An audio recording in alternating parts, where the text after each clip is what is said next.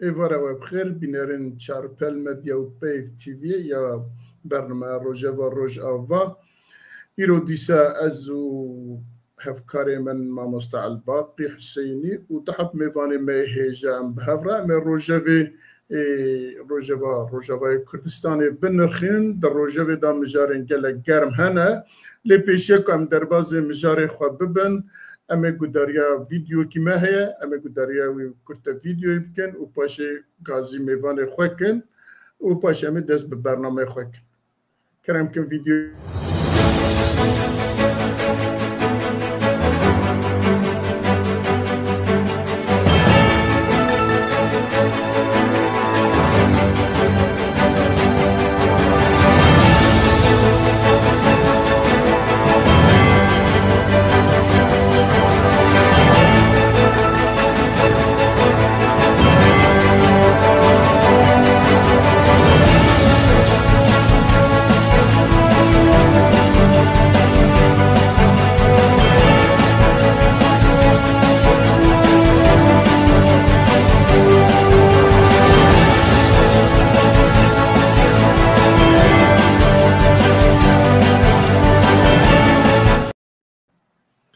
بله وارد خش بینرین چارپل مدیای اما گازی میوان خوکن کرم که میوان من برایز لیلان هکاری هم بخیراتنا سر چاوا لیلان هکاری دبیجه از هنه که مسرما گرتیه برای القصوری من نیرن ام سریبا بیزم پاشه برای کجمر لومان نکه بخیراتی سر چاوا برایز پروف دکتر حوال سلیمانی جناب تجیب خیر ها سر چاوا ام زانن برز دکتر برجی بیا میوان چارپل مدی و پیف تیویه نهاجی برز ماموستا عبدالباقی ده هنکی باسا بیبیوگرافیا هر دو میوان مبکه و پاشجی همی در باز مجاری خوب بله سپاس که میرزا تماشاوان نهجا تماشاوان پیف تیوی و چارپل مدیا و نتف بخیر و خوشیاتن دميفان مي عزيز زيرو والقل مبن دبي خلك ده هوالا مليلان هكاري ميجي دستي بكنج برشوكا مي او خلكا مي روجاواي كردستاني جي باجاري قامش شوية چالاك وانك براستي بربتشافي حرتم لحمي كونغرين كردي تشيل اوروبا تشيل ولاجة تشيل دبن او حرتم تيدا امدية سال 2018 ده کوملاک لباجار زیگن الالماني الدار خست کوملا جواکا کردی و بو سروکاوی جوی دمی حطانا جی کاروی بربچاوه خوندنک دواره سوسیال پولیتیک خوندی و جوات ناسیه لالمانیا ویرو کار دکه دوی واریده هن جارا گوتارین خوب زمان کردی دنیویسینه و وکیلی جی انداما میه انداما یکیتیا گشتی آنی بسکار روزنامه‌وان کردی سوریایه وگو مگوت براستیجی همی چالاکین کردی چی دواره نتوید چی دواره جناند لیلان تیده حاضره اف بکرتی مد درباری جیانه تا گوت لیلان اگر شکی کم و پاشت تیلیزه ده بک درباری دکتور می هجا دکتور هوار سلیمان شخل كمي ديركيه او جي روجاواي كردستاني صالح 1986 دايق بويه دكتورة خندنا براسي قالكي بلندم مروكي اكاديمي كره وهروكي شروع كرنا كس شوفك وانا كي سياسيه دكتورة خود دواره فيلولوجيه ده وستنديه يك دكتورة ودكتورة دوامين جي دواره بوليتولوجيه ده آنجی تکلیه ناف دولتی ده اندواره تکلیه ناف دولتی ده ورگرتیه وگو مگوت اکادمی ده و پسپور دواره فلولوژی پوليتولوژی کردولوژی و هر وکی روجلات ناسینه ده و دوا وارا پسپوره بدهان خوندکارن ماستر آن ماجستير جي و دكتوراه جي بندستيوي درچونه خوندنا خطواب کرنن تانها بصدان گوتارن وي دكوفارن ناف دولتي ده بلاو دبن 21 پرتوکن وي هنن هاتن چاپ کرن هر وكيلي جي سروكي كوفارا ناف دولتي جبو خوندنن كردي للسنترا ديمقراطيك لبرلينية أو سروكي كوفاري دوي وارده هر وكي ديجي اندامي ميا اندامي يكي تياغشتياني بسكاروج لموانين كرد للسوريائي براسي جيانا دكتور هوال دولمنده لبالي اب كورتاي دكتور درباري جيانا تقود اگر تشتكينو تازل جم تهبت كاروي ليزي دبك سپاسكم حتى بدي بس دباش كك ميرزات كاري دس بروجرام خلق فرمو دنگه تگرتیه كك ميرزا دنگه تگرتیه بله ام دزانی که هر دو میوان ماجی گلکی برهمه وان هنه لیلا خان از چالاکیین جواکی دا ناز دکیم و دکتور برز دکتور جی چند جرم لفر دوام برنامه دا ام راسته هف هاتنه و هر وقت دوستانیا مجویر شوی دمی حتی هد دومه جرکتن جوارات ویجم هر دیاراج ویجم هم بخیر هاتنه نورمال د ویدیو مدا خالا ما عولي شردنا بين حكومتها كاتي وعلويان دا وباندورا ولسر كردان بو ليرلي إيرو بيشاتا كيدن قومي سروكي حسد مظلوم عبدي وهروها سروكي حكومتها كاتي وكردنها بناف كريا كد بيجي سرو كومارم بهافرا پیمانکی امضا کرد پیمانکی حشت خالان پیکته امن هال سروان خالا یکو باخفن که او خالانا دا جبو ما کردا چه چه تنه دوی چوابه کرد جبی پیدا چه بکن امن سروانا باخفن همه از دویجن ما مستعل باقی جارکدن جبو تجید بخیر هاتی اگر تو بکار بیوان خالا ام یکو بخونه و سروان و درباز بون دگلک باش بن باش گلکی دبی رو جبینک چه بوید نابرا سروک کمارا سوری احمد الشرع و هر وکی دیجی مظلوم عبده ده ما داری 2025 ده بسر 8 خالان لهف کرنن یا یکی گوتی دبی ما في همي كسن سوري ما في هي گوتی که واری سیاسی دی کار بکه و همه دزگهن یه سوریه دولتی ده کارجی خو بگره کسک نه لأولواد نره کسک نه نتواواد نره همی مروف وک هفن ده سوری ده خاله دومین ابی اهلی گرنگش بوما کردا دبیجی جواکا کردی جواکا رسنه ده هندره دولتا سوری ده دبی حق ما فوی وطن داشی ده بسو گربه ده هر وکی دیجی ما فوی ده هندره دستورا سوری جیجی حقی وی گو اوجی هده يا سيامين خالص يمين دبي اقربستك لحمي سرانسري عرضا سوري خاكا سوري ب بيكانين اشارة دبيجي حمي سازيين ان دزگهن اي مدني وهر وكيه عسكري د باكر وروجهلاتي سوري دبي تيكلي دولتي ببن حمي تيكا من هندري دولتي ودنا وارجي حمي دريين سينوران يجو هنن بسر سينوران وبالا فرقه مطار جي مطار قامش لوبه هر وكي ديجي بيرن بترولي ويا غازي وحميجي دبي يعني حكومة ببن او دسالات لسرفا مسالات تيكا بن دستي حكومة ده هر وكي ديجي خالا بنجاو جي بو كردا باشه دبيجي حمي كسن كوچبر بونن جي سوريا دبي وگرن ولاتن خوا باجارن خوا ودبي حكومة سوريا وبباريزه يعني البرهقة مثلا عفريني وانصاري كانيه يعني باش جو كردي ما وقرن جي خو بين باراستنجي حفت شش ببورين دبي دولتا سوري ديجي واكسن مايين كسن مايين جي ريجيما بشار الاسد دبي او تنببن دبي مشري وابكن او نمينن بجبو مثلا اشتي لسوري حمي بلاببه حفت دبيجي حمي تشتن جو دعوين ان دوزن كو دخوازن سوري دا بش بكن انجي مثلا جو تارا نحسكرنه دبي رابه دبي مثلا دناب نتوان ان بيكاتيين سوري دبي تجاري مثلا يعني دوبندي تنبه ودبي رابه يا حشتا دبيجي حمي دبي ام حمي كار بكن جبوكو ام كاربن انا وحطا داويا في صالي اف حمي بند وشرط ومرجعها بيكورن دهندري سوريا بلكك ميرزا اف بونا في حشت خاليها بله از اما یکسر بچم با برز دکتر مبان خالا خواند بديتنا ما دخل عولة دا يعني دبيجا محمي سورينا دبي هركز وك سوري بجي ووك سوري جي بمينة قالوا بديتنا تشانه براستی اف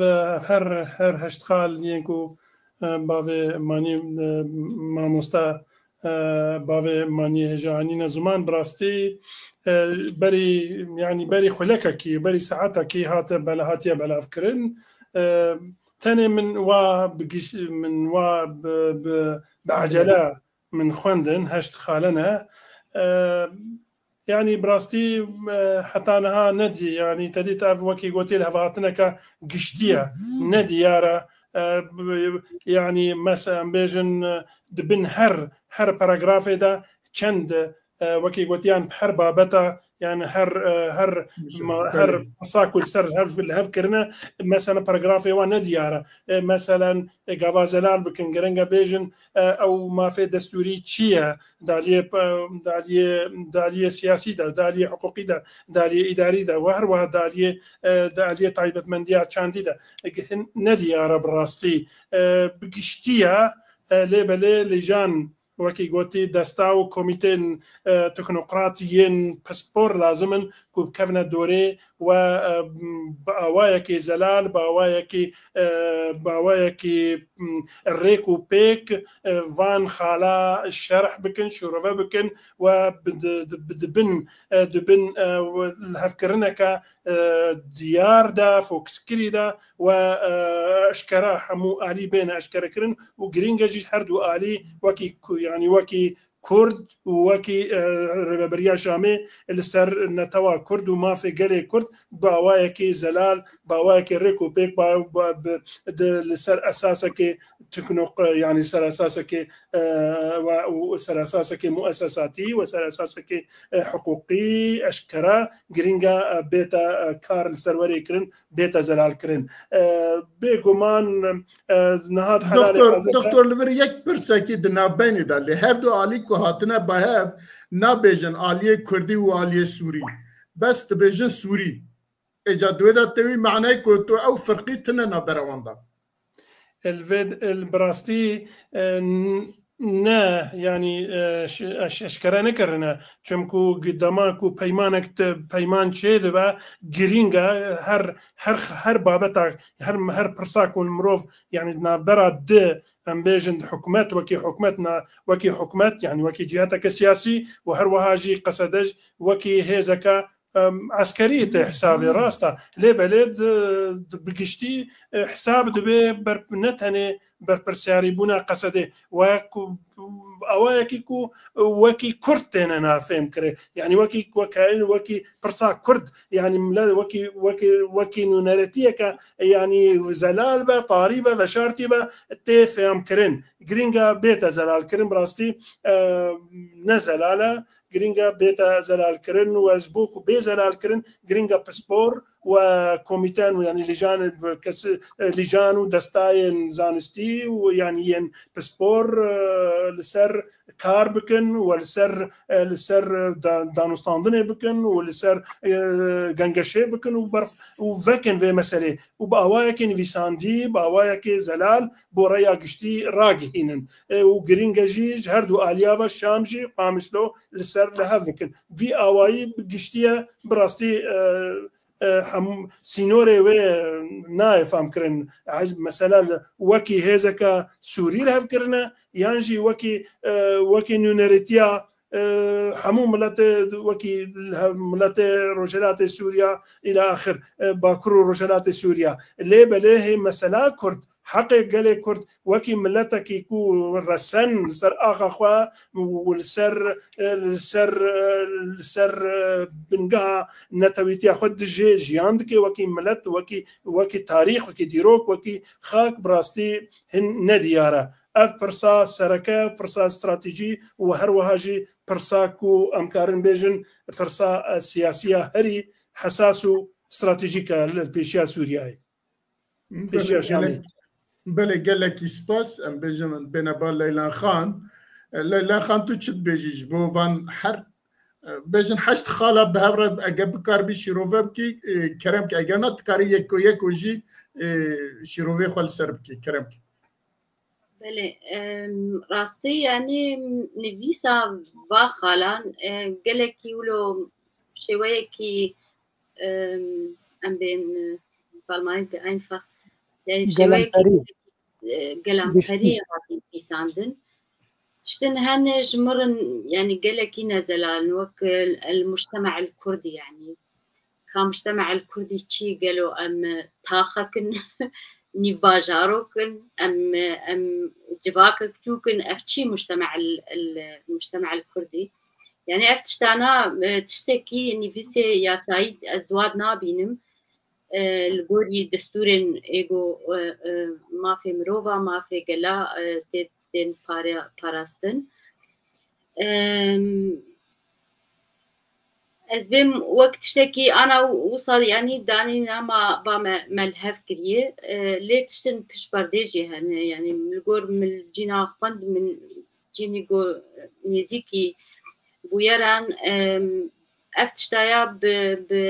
بروزباهيا امريكي چه بوي امريكيا بفروقاقه مظلوم عبدي برمشامي و يعني السرقر يعني جو اف هف بيبين هف جيفين تشيبب و هف لي هف كرن تشيبب يعني وك هر تشتي قد بين خوش تشتي قد بيجن خوش باشه يك جوا خلاقو آگر بست به راستي افتشكي وي باش بي يعني از بيجم چقيسي قو نولو زلال جيهين لي اف آگر بست جالين كرداجي بي ويقلكي باش بجبرقو ببيشي وي انا كرد وعرب ام دبينن او بشي سني عربي سني جي بچقيسي وصا چاندك تندو تجي چاندا كشتني الباوا هي و اف الهفكرن نبايا انا از باورم يعني وي كرتك تناوار ناد جو نمازاني بانا بچوجي دركبن اف خلا هري باش جو يعني آگر بس بول هفكرنا نابرا كردان و شامي بله گلکی سپاس کرم که نا تشبيناي هين برسي تمام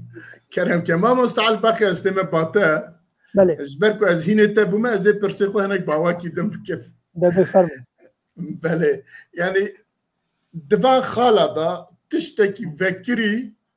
فكري جبو نتوابون جبو كم نتوا جبو فدرال جبو اوتونومي جبو كردا تشتكي تدا نابينم بله دفن حشت خالدا جي تدا تنا هم ولاتيه سوري هي تدا هركز ناوا سوري دبي وك هف بجي قانون جبو حميايه وحميجي سورينا وكيدن تشتكي تدا تنا الجورمن خاين جوان ابي كوشبر ورن جي كوشبر جبوان اساني تشبكن يا جي شر هفنا كيف لانو بيفان دفان خالدا متشتكي تايبت جبو كردا يا جبونا توا من نديت جناب تشد بجن بله سپاس کاک میرزا براستی گلک خافتن که یک کار سروی مسئله بیجه گلو پیمانه ای روحات دارخستن پیمانک لشکری آن پیمانک سیاسیه بگو من ام خالن سیاسی تدبینن قال له او كاك مظلوم عبدي چندي يعني مخولش بو قال لي كرد نتوا كرد او كاره واخالا قفتو بك باحمد الشرع يما قمانا من يعني دكتور اني زمان دكتور هبال يعني بلكي خالن سركنن يعني قال لك تشتن هوربيني هن دناف حر خاله كده او نايقو تنسر راقه هاندنه اجبر فيها وي ام قال لك هوربينيه ام نزان شي دبه يعني باش يعني قمانا من يعني وقتها تي بين بربتشاف اف بيمانا قواتي الدار خسن بيمانك بوزيتيف تشما بوزيتيف اف جاري كم جو حكومتك سوري اف صد صالي حطانا نافي كرد رادق هنا انه ما ملتك كرد هي ما في ويه وقت داش خدي ببيج ما في هي جو ما في دستوريه حقي ويش تذهبه يعني باشا يعني دسبيك هكا دسبيك بفيرا نجيبه باشا دستوری بس وك يكي سوري دستوري نكو وك هرمكي كردستاني من انا جهوالك يرني بسان واب خو بزمان ديستي بزماني عربي جليستنن يعني نقولتي امي ما في وا بتشسبين دهندري دستورا سوري ده نا قلتي ما في وا هي دهندري دستورا سوري ده يعني وقتي حرب وطنك حرب وطن داشكي ما في وا وكوي ود هي براسيجي افيه يعني وقوكك بيجم خوشكا ليلانجي قلت يعني اغربست يعني قال لك يجرنجه جبر دفي دما داويدي كك ميرزا يعني قوتارا شارع عربية سني لدجي كرداجي قال لك توجبو يعني هما شر خد في بعلويار خلاص كنا كارن بري خو بدانا كردا بحجة وبحجة كارن بري خو بدانا كردا كارن تعداك مزن بكرنا وباليكاريا تركيجي ليه بلي اف بيمان هات بوكو كاربه هنا كيوي واخل كاجي ولو راوستين نا كرد ملتك رسن اللي سوري ما في وهي كاربه علي كاربه وكاربه هريماوي تيك بناف هريمه حمي سوري ده وام كارم خوش به بدور خودي ببن يعني اف سيجنال دايه ملت سوري يعني براسيه بيمان جوي هاوير باشه يا دو مثلا هجان بيجن بيشروجا ريفابريا خسر كاوي بچرنگي به قلب بشك جهندري ريفابريا تبعيه سوري انا تايبت منديه كويهبه ابجد هوربينيان وقول بيجن دناف ريزاده وبيكو ياكرن بيشروجه ده چندی تعدی گل کرده هاتنن و بین راکرن مثلا جنسیته و بدون واکسه به نفوس مثلا عرب انینا عرب ادنا هریما کردی ده گلوی کاربن وگرین جوانا يعني افهمه جا مثلا چد مين مثلا سياسي ايرورو جا يعني جربري خسرتي خسن وجا انا كسيتي خسن انجمن اجتماعي كردي قول سر فاب سكنن كاربن وك شان دكي سياسي هرنجم شرع اوكي تا بيمان بك مظلوم عبد ارداني اگه بيمان عسكري به لما في المي سياسي دبي باشكره كرن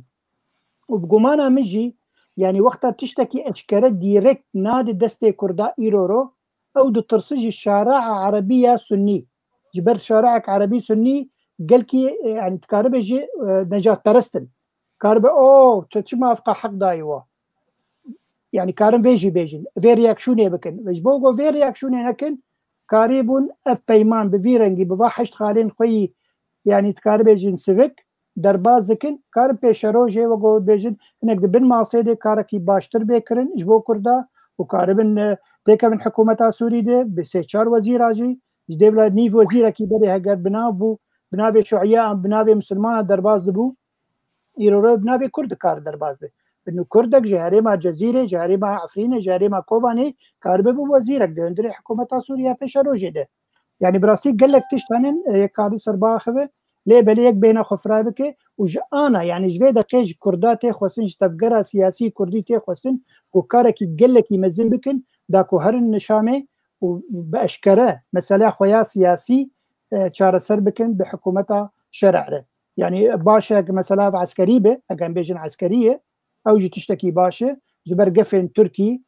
قال لك هنن وكارب ايرو اف بيمان وقو ليلان اني زمان دبن سيا امريكا يك ودبن سيا تركيا جددو او تركي جي في مساله چاره سر به بلكي ارجع انجامك جا انجام بانغا او جلان بيجي انه كا امي ورنوي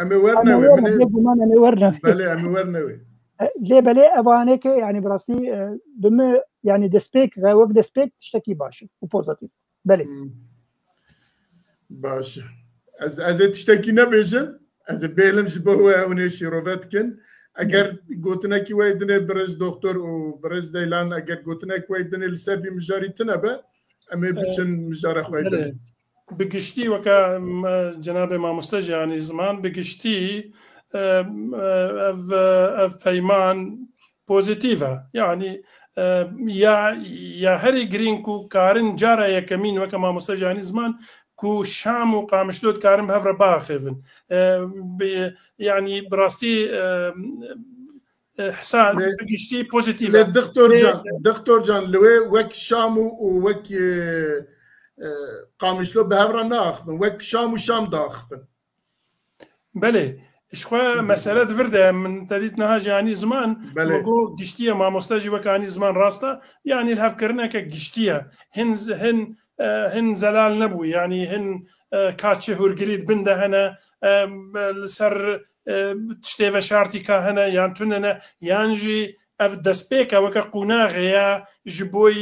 ji بۆ لەڤاتنên بەرفەڕاتر ینی چمکوت بێژن حتا داویا vê salê yanî ne heyvêl pêşiya me hene ku em bi hev re bikarbin va binûdan yanî van paragrafê ku merser wan li hev kiriye van babet van pirsê ku merser wan li hev kiriye ku em cîbecî bikin yanî manexwe dem hin ne heyv heye wê gelek tiştê nû derbikevin bêguman wê weke mamoste jî anî ziman divê yekîtiya Kurda bi Kurd bixwe berê hemû tiştî li hevkirina wan baştir be we li ser bernamekî yanî li ser stratejîkî li hev bikin ji bo ku bikarbin dema pêş de piştî vê qûnaxê bikarbin bi awakê berferak û hemû bi awakê hem eskerî hem siyasî bikarbin tevlî bibin yanî weke di Sûriyeke hevgirtî de yan jî kala yanî şeklê حکم مدل وی چی به وقت ما مستجی آنی زمان بلکی نه هن باردوخ بلکی گلکی نازکه و تبلیغ یعنی شرط و مرد بلکی نه هن نبروهف نهاتنه بلکی دما پیش ده بین بروهف ورن بین خبیت خمراندن زلال تربه بله گلک سپاس لیلا خان تدخواست جناب تدخواست تشتک بیجه Ez karim hin ki Kurt lê zêde bikim yanî rastiya meselê çawayê yanî biryara gelan nemayî hem Ereb hem Kurd ev ti biryarê kesî ji wana diva tişta tinene îca tiştên wîsan tên holê wek tiştekî devê wa bigirin lê gelek tiştê din henin dibin yanî ji xwe berê ev hêza Mazlûm Ebdê yanî navê wê ji xwe navê Kurdî jî tê tinebû mero rastî bêje em yanî xwe nekenin em nebêne wela Kurdî bûn çima ana bûn ne Kurdî ew wê bibin belkî pêşerojê hêzin dikevin nav leşkerê Sûrî de ji xwe berê navê na hêzên Sûrî Demokratîk bû îca divê warî digerek Kurd xwe bidin hev yanî em wek gel em xwe dibînin gelekî serbixwe xwedî ziman xwedî dîrok xwedî nasname gerek em ji xwe kar bikin got em mafê xwe bi dest bixînin ez bêm pêşerojê wê ev hêzê Sûriya Demokratîk ji xwe wê nema yanî tiştekî wa Kurda bi hev re nemîne ji bo lo gerek Kurd li xwe şiyar bin li xwe hay bin ser mafê xwe kar bikin belê gelekî spas em derbasê xala xwe وڵات دixwazim komentarekê bêjim kek keremke yani belkî bervacî gotina xwişka Leylan bi lê belê gerek em vê zanibin yani tiştekî balkêş e heger ne ji hebûna vê leşkeriya li cem Hesedê hêzên Demokratîkê Sûrî bêguman yani YPG têde ye û YPG têde ye wê çaxê belkî ev peyman jî çê nebûna wî hertim li Kurd bineryana wek grûpek siyasî ye kar dikar bêje yani max bela zimanê xwe biparêzin wek Kurd li wê herêma xwe lê belê ev hebûna vê leşkerî wî roro heger tu bêjin ber bi şav yani an jî bide berhev hêza ya Hesedê qewîntir bihêztir e ji hêza ya Ehmedüşşerع bêjim ji ber vê meselê karê ve yani tiştin bin masê henin baş ji bo Kurda lê belê naxwazin derxin ragihandinê ji bo ev Erebên hinkî wilo şofînîst an jî necatperest reaksyonek mezin nekin li dijî Kurda nûna em qebûl nakin û şerع bikin lê tiştê hegem bêjin negatif an tiştê derûnî yani tişkî ne baş bo Kurda heger pêşerojê çê bibe ew navê Rojavayê Kurdistan yani dikare bêje belkî ser zimanê me tek Kurda tenê bimîne de edebiyatê me tenê bimîne lê belê tu were ser xakê Rojavayê Kurdistan pêşerojê bibe wek welat an jî bike wek herêmek serbixwe ew belkî hinkî dûr keve belê min dixwast ez vê bêjim belê gelek spas em ê di xala xwe çara de em ê dîsa werne viyalî ji ber ku li wê banga öcalan heye nêzîkî hevin em ê werne wê derê belê em derbasê xala xwe ewilê bibin ku me gotiye şerê di navbeyna hikûmeta katî û Elewiyan da û bandora wî li ser Kurdan ام دبینم باندورکی وها گلو اف باندور بسر کرده و هات که احمد شرع ما یکسر هات به حسد در الهف کرد که جویجی شرکی دن درنه یا جی تشتکی دن درنه لی ام دزانم که دوی شر دا نزدیکی جهزاری زیده تر آلی علوی کسی علوی مرنه و هر وها وای ایرو دیسا مخوند که تیدا چند حب خریستیان جی هنه تیدا مرنه لی سبب مرن جالی کی ولی اواش کو پیکات چوا دست پیکر چما دست پیکر اتخازم برز دکتر اگر بکار بل سرویا گلو تلیه هنه کی عالیه هنه تیدا وکو ایران وکو اسرائیل وکو ترکیه وکو نظام کدره افهمو دیتنه حکومت آلمانیه براستی و همجی انگلترا ناخوازم درێژکم لە یازێ وەرم سەر پرسا جەنابێ و مەسەلا چما ئەv مەسەلا ڕوودا بڕاستی نەها وەکی هونزانن بەری کۆ زۆر مەسەر بەرسێ ڕاستە ڕاست بدەم ئەنجومانە ناودەولەتی جوین چێ جوینێوان نەها بەردەوامن بە ئەواکێ گرتی سوڕی یعنی و بێگومانژی وەزیرێ حکومەتە ئەڵمانیژی و فەڕەنسی و ئینگلتەرا بتوندی ناڕازیبوونا خوا ئانینە زمان یەکێتیا ئەوڕۆپا و هەروەها گەلێکی عاجز بوون و حساب بڕاستی ئەv نەتەجاوزاتن ئەv نەشاشیتینە گەڤان مرۆڤ لە گۆری دیتنێن دەولەتێن مەزن وەکی ئەمریکا وەکی فەرەنسا ئەڵمانیا و هەروەهاژی گەڤام نێرینەکە سۆسیۆپۆلۆتۆلۆژی لێ بنێرن مەسەلە نەمەسەلا چەند سەرسەریên ئەم بێژن یانجی توندرا و ئەvên ku şîşanın şîşanîne îgûrin ji Bakurê Çînê hatine yan jî ji Kirêmiya ew tatarin Tirkûmanin ku hemû navê Hemzat û nizanim Emşata xwedane hevdû û silah û çek çona Tartûsê Laziqiyê û Banyasê û herwiha li wê derê ev tişta ku niha diqewime û niha berdewam e heta îrojî qet ev em hesab birastî li gorî vîdyo we li gorî sûret û we li gorî şahid û we li gorî dengan we li gorî dîtinê Emerîkiyan we li gorî sehefa Emerîkî û heta Brîtanî û heta Fransî û heta Rûsî û heta yên binecihî hemû tekez dikin ku ev qirkirine باوایەکێ ڕێک و پێک تێکردن ینی ئەv کەسێ فەسائلێک و ئەم ژوارەت بژن تۆندراوک و بهتری خۆ داعی ینی بنگە هاوا ئیسلامی متەتەڵ ینی گەلەکی تۆندراون ناسکرینە ئەڤەنا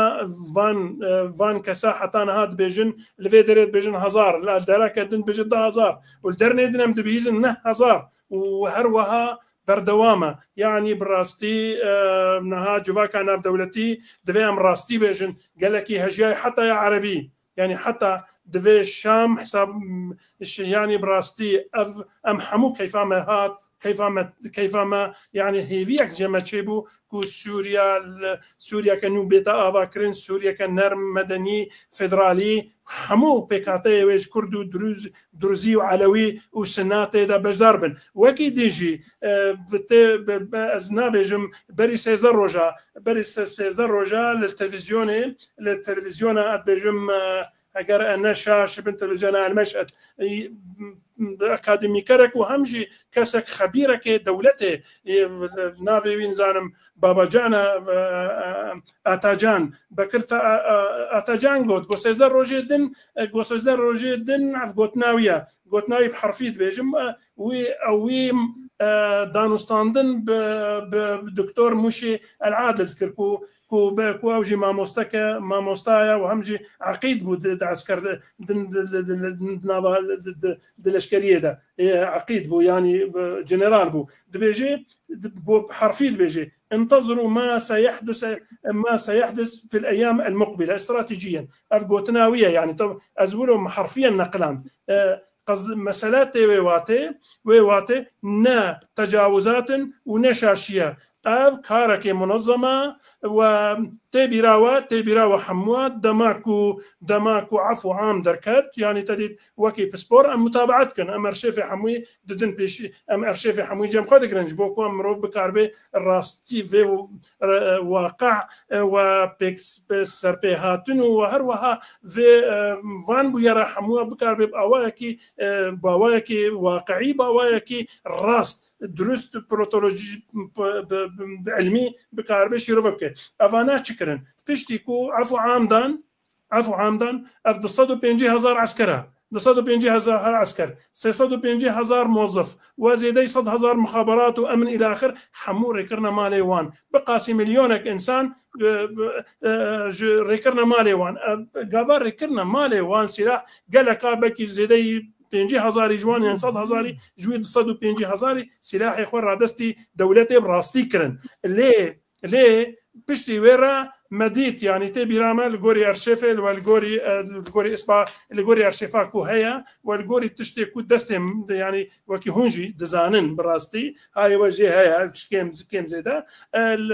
او هيزن فصائلك بري العفرين يبو شون حما وحمصي الويد بدجي بشتي سلاح جوان كشاندن والويد ريد دست بانتقام يكرن بدس فتنه يكرن بكشتنه يكرن بدزي يكرن اوانا بري خو بشرا دا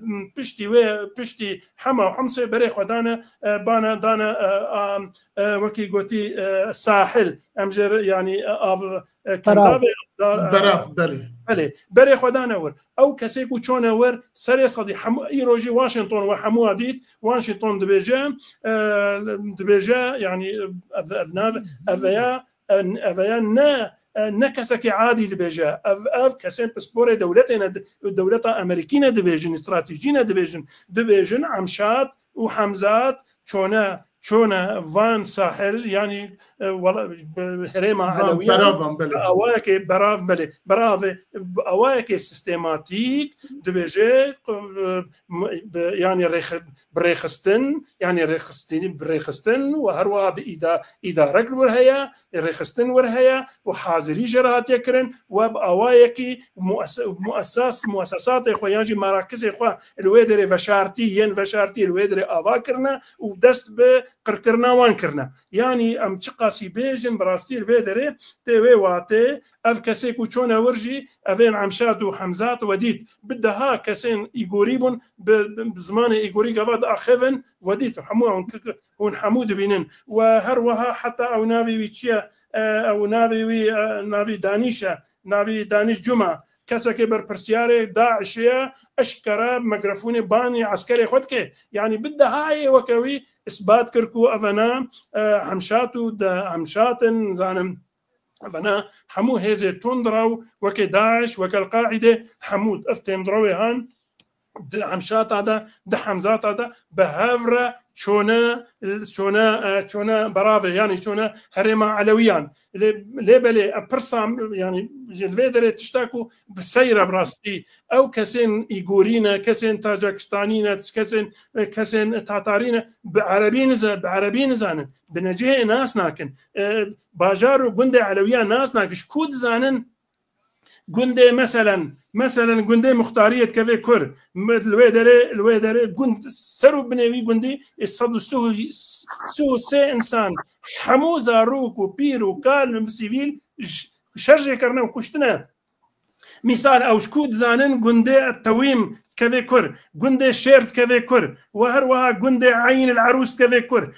وهروها حتى قندا نتني باجارة ونتني مال بمال هروها قند بقند حموج شافدو جدا كرنا ما نخو ستاتستيكا كجلك ما ظن كارك تنظيمي إداري منظم هاتيا كرن بريكو إيريشي هريما علويان بكن يعني مثال فيدري باشا از الفيدري تديت مروف جبوكو بيتا فهم كرن كسين كو بالرجيمة دكتاتور أسدرا كو 12 ساله يعني 14 ساله ملت سوريا كشتنا سري صديق حفتي جوان سنابون سري حتى انها فاروق شرع بقرا حتى وري حمشو الى اخر افهموا الرجيمه اسدرا بون حمو سنينه افنا سري صديق حفتي اوبون جبليوي حزب الله ايران روسيا افنا حمود وردبون هون چما ناچن شر وان عسكرنا كان اگر مسلكه عسكريه اگر مسلكه هون خوازن براستي ام بيجن ولا فردي بو حيفا خو هلاندن افنا مسلكه فرديه اف مسلكه منظمه لسر اساسي لسر بنجهن تنظيمي سياسي عقائدي ايديولوجي كو في ملتها في ملتي يعني في بكاتايا هان قربكن وقردكن نهاجي وكي قولي أقاهية وحموادي تون دبينن زي تقريبا أم بيجن بكي 2 مليون يكو بازانا چونا الآلي الچولانا نها ويكو چونا چيا ويكو چونا اللبناني ويكو چونا حميميمي وهروها يعني وبردوامة أنا أو تاجاكستاني أو إيغوري أو تاتاري أو تركمانستاني حمشات وحمشات بردوامن تيوي واتي كو حمشات وحمشات راستا إدارة شامية حتى واشنطن جيت بيجي هيئة التحرير علاقة تشتي أفقى قتل عام كشتن وطالعني قنش قرن براكرن باجار تكفن مال بمال مال وان طالان دكن 1600 كتشي وان جنيه وارباندنا جبلي كود بيجي لندن بيجي الجريدة حكومتها اللندنية يعني بورا الجريدة اللندنية بيجي الرود كرنا جناب صدار رود كرنا الرود وبشرة نوكشتنا وزاروك نيفاندا بيرو كاد نيفاندا تحداتكم او كسيكو هاتنا كشتن حتى ايرو او كاربنا 20 عسكر جنيفان درخن ام حمول دجي اسد راستا ام حمو ما حموه براستي ده صالان مال دجي اسد شركر زي صح صالي بلكي وحتى ايرو جم حمو ام حمول قالوا كينكو او ضباط او مجرمين كو ملت كشتنا تعداري ملتكن وان عسكر بقرن وان ضباطه وان محكمه يمكن اما تهرز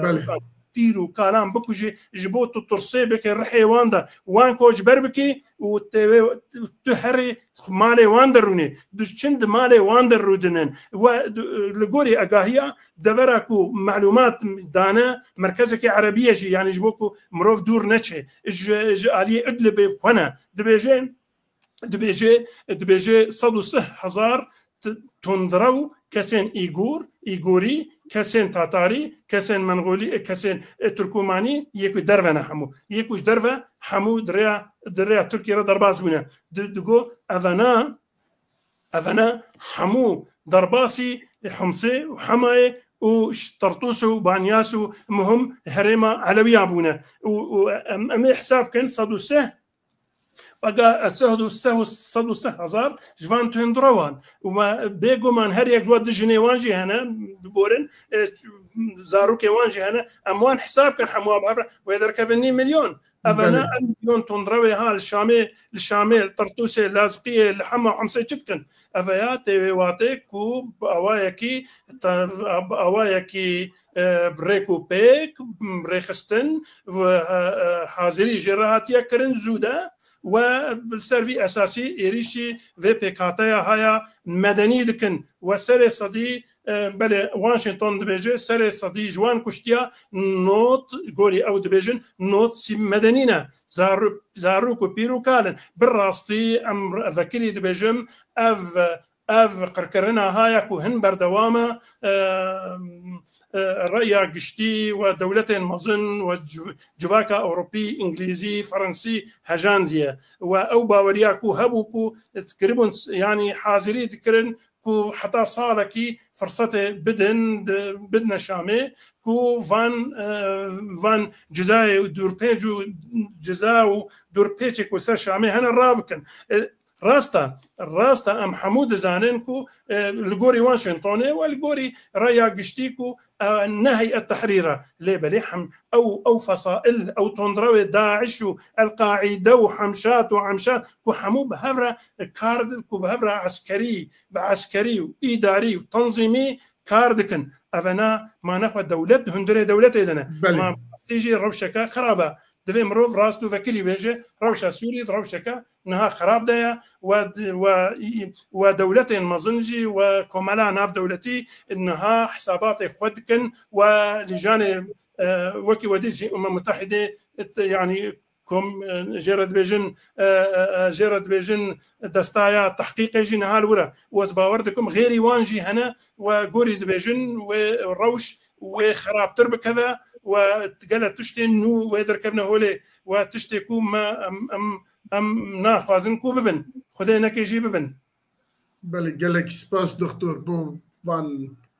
اوكي شروع انت بنينت بيرو بوتشن انت ليلى خان تذكري تش زيدك لسر قوتن برز دكتور هفال راستي اجي وصاد بينم جيم خابنيه راستي افتشي قو انا السوري بجيتين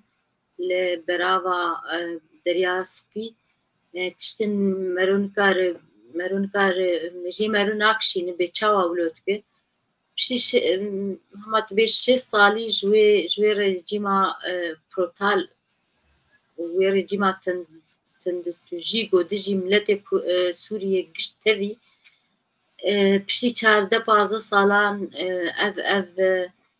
اف شرينا فخوي قول سوري هابو يعني مروف دخواست قو يعني ميجي ما وصاج مرد قو وسوري كرد عرب علوي درزي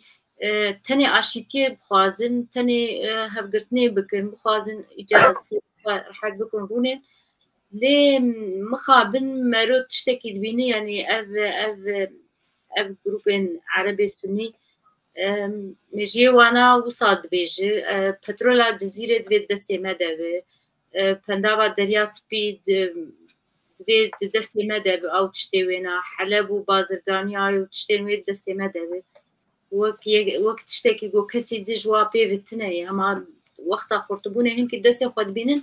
او هشمندي وانا او چند داواي تندتجي درتكبه بله ام بهيفيت كن اف تشتايا يعني اضب بس قالك كارج سر بيكرن راسي اف هشمنديا وصا يعني ازي جيراني خوب كوجم زي دوستي خوب كوجم جبوز مالي وي تشتي شخور دمك يس خورت بوري بينم دوي كس تنا بجم بيف افجي يعني هناك جي اف پروردهیا رژیما بعث جدید و گلکی کار به سروی هشمندیا د سوری گوچه بویه تاگو مروف کار به آشتی لی بشه. دکتر تفد گوت یعنی خوشک شروع بیچید به جم خابنیه راستی ترسه که مرور چید که یعنی مرور نخوازه تجاری حربه کر سوریه سردان سوریه جیب که دمكي قمروبن هن اف هشمندي باواهي اف فكره راديكال باواهي مخابن كلك سباس مالتا ما مستعل باقي دكتور وهردو ميفان مجي باواكي او شيروفا كيرن لوي تشد باو تشد قومه لي بمن ياك اف كسي هاني كنت بين وقت كل عفرينا عني تشتات كرن همان كسن كنت شونا لوي تشتيتكن شونا لوي تشتيتكن ببي نبي دكما بنا او كمرفا كو هناك آلي يجي هناك دولة هنا بشكريا في كاري تكن كو اوانا بكن بشكريا وانا تكن يجي سرو كومار كاتي كن هالخوات بيجا دبيجا اوانا عسكرين بشار بون اوانا تخواستن تبلیغی درکبه اف تبلیغی جی جوان درکتیه جوی وحات دست بکریه تاوی معنی که او بخواه احمد شرع بخواه بشکری وی تشتیه جی جنابتا چد بشه بله زانه کک مرزا مثلا گول پراوا سوری چید بیرو رو براستی گلک سیناریو هنن گلک تشتین گوتن لی بله راستی لکویه یکار ویجی بین برچاوی خوا ذاتن وزیر دروی سوریه کاتی آنا اساد الشرع تشتک احمد الشیبانی اساد الشیبانی تشتکی بالکش گوت گو بلاش بیر نکن نوور رژیم بشار الاسد چکر بسری سنابه 1 ملیون انسان کشت 12 ملیون تاراوگه کرد یعنی کشبر کرد 4 باجار عربی سناده ویران کردن 150,000 حتی ایرو رو نخویان که هاتن کشتن آنجی نبدی بونن ديمك وقت اب منتاليتيت وقو خشكا ليلان جي قوت اب منتاليتيت الجنفا كصاحبه بيكمان ويركبانيه بكن انجي و حيفه هلينن فهم مثلا حيفه قال لكي خطرك بفيك مزنه هقل سوري بردوام بك وبقمان من ينبل كبير ودرو هنكي ولو هنكي كيم تربو يا مثلا بقمان يعني وقت دكتور جي قوت ليلان جي قوت او درن علويات كوجن حتى السر ناصنا يا تو علوية يدكو جن اب مسألة هي يعني حيفا خذ هلين او حيفا شارد الصلاة جو اوقاسي بشار الاسد بالسرع عربي سنة عطر او تخاذن وحيفا هلين ما افجي سياستك براستيجي نراسته ليه بليل ام طرفي علوية بن ربيكا وتشكر و جوه خدا حكومة الشرع افسيمهن كونجرك الدار خست و پیشگوه کرد وگو کرجی پیشگوه کرن وگو درزیجی پیشگوه کرن وگو مسیحیجی پیشگوه کرن شرع بكيف خود چند انسان آنین گو اون نونرن ویگ و پیک هاتیان اب مثلا بالا واقل کی کشاند یاد دوا علوي تايبت علوي بينجي و 4 سال حكم دكرن للسوريش جي حفتي حتى 1024 بينجي و 4 ساله انسانكي تخدي دبه دستلات داره پریته هنن کیجا جهه کی تکاره کیش بکه دستلاتی دسته دی چک دسته دی و دناو سه مهاده تشکی تنما وقو دكتور قال لك احصائيك خوشكاني استاتستيك خوشكاني او قانصاني دس كار بدست موظف او قانصاني عسكر او قانصاني المخابرات لهندري وي هريما اجا بيجن لاطقيه وطرطوز وجبله وباني اسواه يعني حمي بيكارمان بيبرمان يعني انساني وقت هذا بيجي تكارب انسانك زور انسانك بكي ويبرشي بك او كس هات برشي كرين فتشتد ناف دستي واده او تشكيد ناف دستي واده بيوجي بر خدانا خو بكن بكارب دقي خو بكن جهاني حتى انا جي زلام علوي دهندري سفارات باريوس خانه سوري دنيش دربي ولات كارن دنگي وا بگين دنگي وا كس كشتي بگين الدوله النام نتوي وبراسي جيرو وقو دكتور قلت ايرو نتوين يكبوي كوميتك شاندن لاطقيه وطرطوز جبو كاربن سروا كشتين هاتي كرن بسكن راوسن كرم بك باش ما مستعل باقي يعني بيجن اوانا شون لورج بركو اوانا بينجي يك ساله برابر وانا بيجن حمي كاري دكرين ياجي وانا راحتنا دهشتن ياجي وانا نكاربن دنگي خو بكن وانا دقرتن ودكشتن وحبس وزندان تكرن اما تم امبيجن وسانه باشا ايرو يجدو چما چونه عيني همان منتاليتي همان عقل همان آلي چونه الحلبه اريشي طاقه كردات كرنه ولويجينها شرحيه عيني منتاليتي وانا كردي ودرشي عانين السننه بله قلتنا قالك باش بو براستي تشتكي بري انا ماني زمان افكس النجاة برست بناف عربي سنة ده او جواوي بسركتن لهندري باراوا سوري ده لاطقية وطرطوب بسركتن ايرو دورا كردا هاتي اما كا كردا جي تعرف ترسيه بكن انجي تعرف سوريا لوا بكن ومي بترسينن مكارن كا جوا بكو جنجي اجبو او دستي خواه الندن انجي لدجي مدر نكبن اف بلان هبو ليه بلي اف بيمانا جو ايرو الداركت براستي اف حميتش هاترا وصاندن از نباورم تجاري حتى ايرو بري في بيماني جي منو خورتك مناقشات سياسية ذكر انه كاربه في حكومتها كاتي شرعي كردابك متقو تخمينها من تجاري تنا خناخ في غلطيه خوخز غلطيه يا برافا سوري ده بس خناخ غلطيه ناف كرداده جبر كرد جواب هايسترن كرد ايرو رو اري ترك لدجي وانن اجن بي حكومتها تركي ليه بلي امريكان لورن وجوابا ورن وبعدوا بهسترن يعني وقتها لشكر بلي انا جيب قلت لشكري هسدي لهمبري لشكري الشرع ايرو رو تبدي برهف لشكري هسدي بهترن تشك يعني كواليتيتا تشك ناف دستن هسدي دي جي شرع خرطره يعني حتى درون الجموع هي الجم هسدي هي درون الجماعتنا يعني دي الا قال تركيا قال كاربه على فريق لدي جي هسدي دركبه شخي زورا ببه ليه بلي وقت يك وقت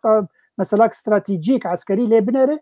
هسدي جوا خرطره فتجاري وخانات خلص غلط يا وقف لهندري دو تاغي كردا كرن لحلبة لأشرفية وشيخ مقصود لبريويني كاري بوتشتك بكرنا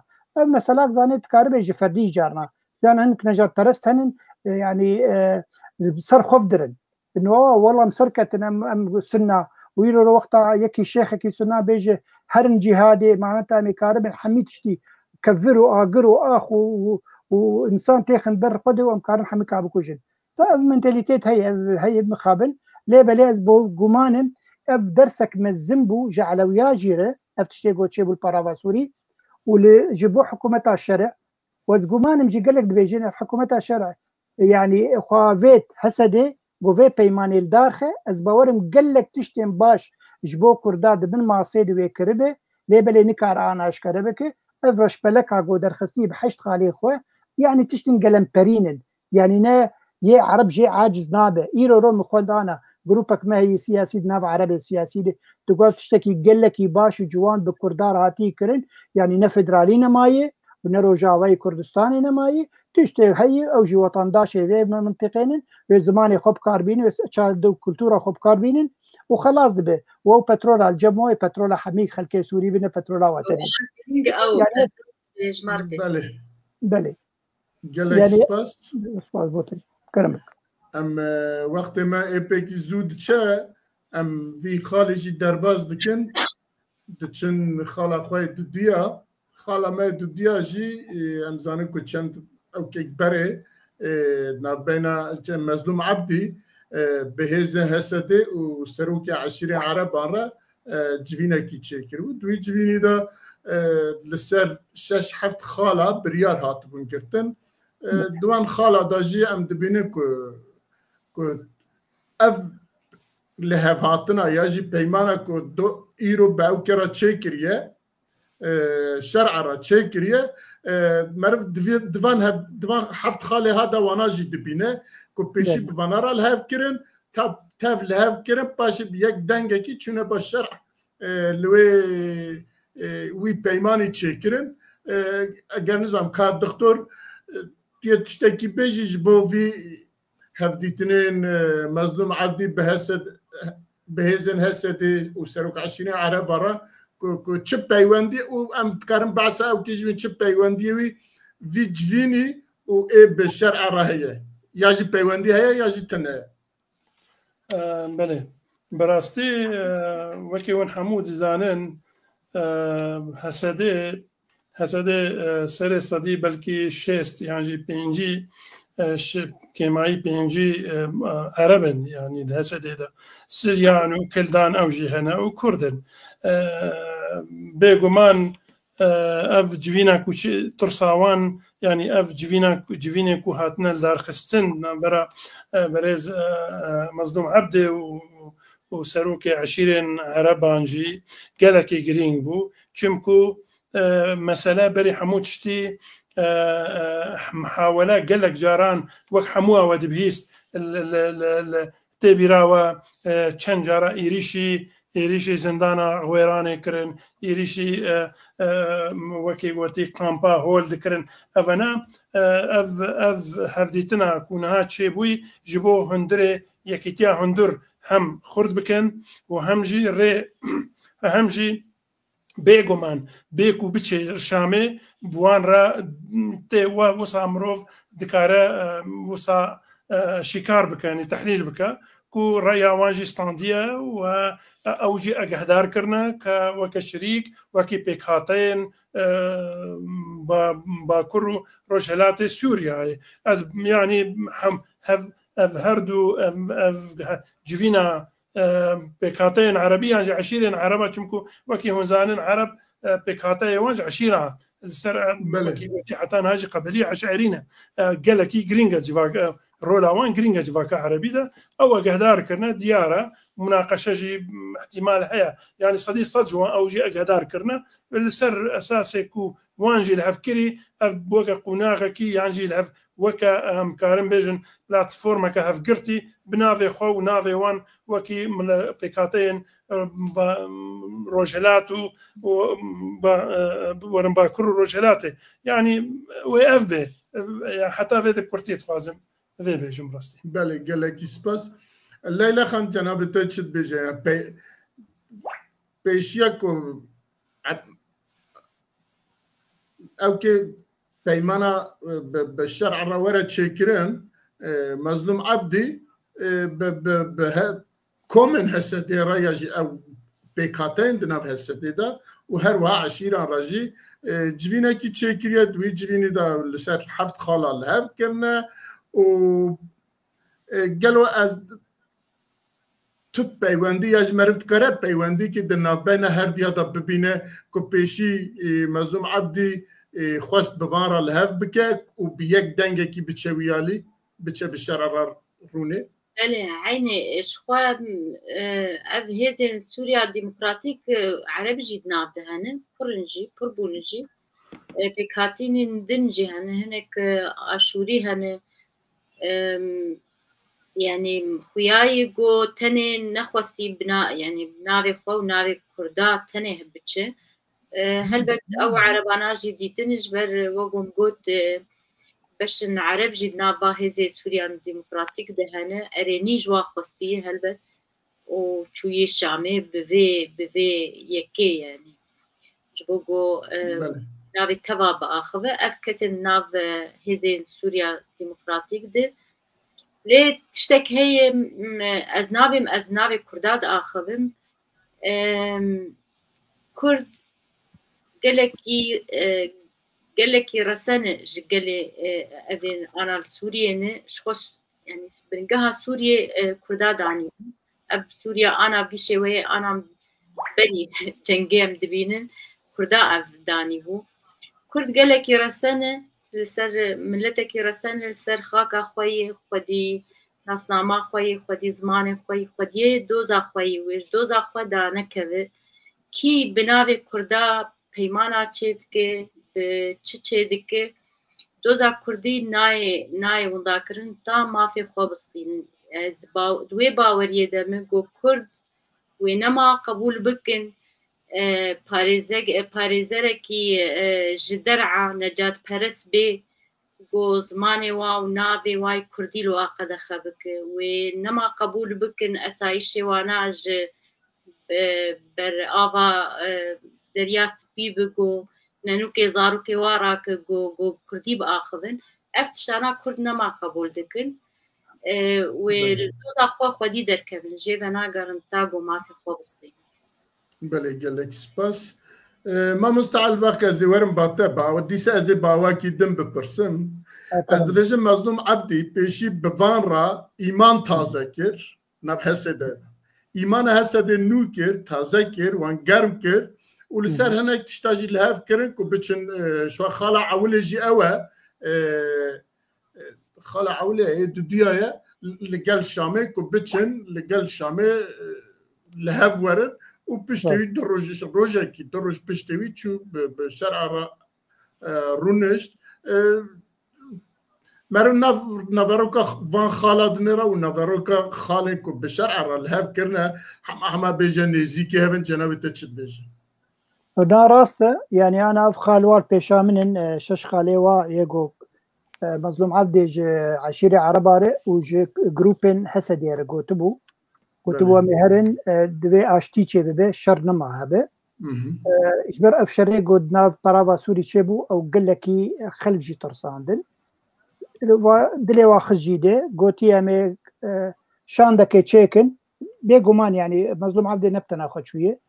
كاره هناك عرب خور بربن سلوك عشيري عربا طيبت جي رقايه وش دير الزوري جبو دلي واتي كفجيده انه نا ام بي حكومتا كاتيرنن وبيش روجه مبن بشك جي سوري تبعي وامكاربن با خير وتشتاق وهي بدنا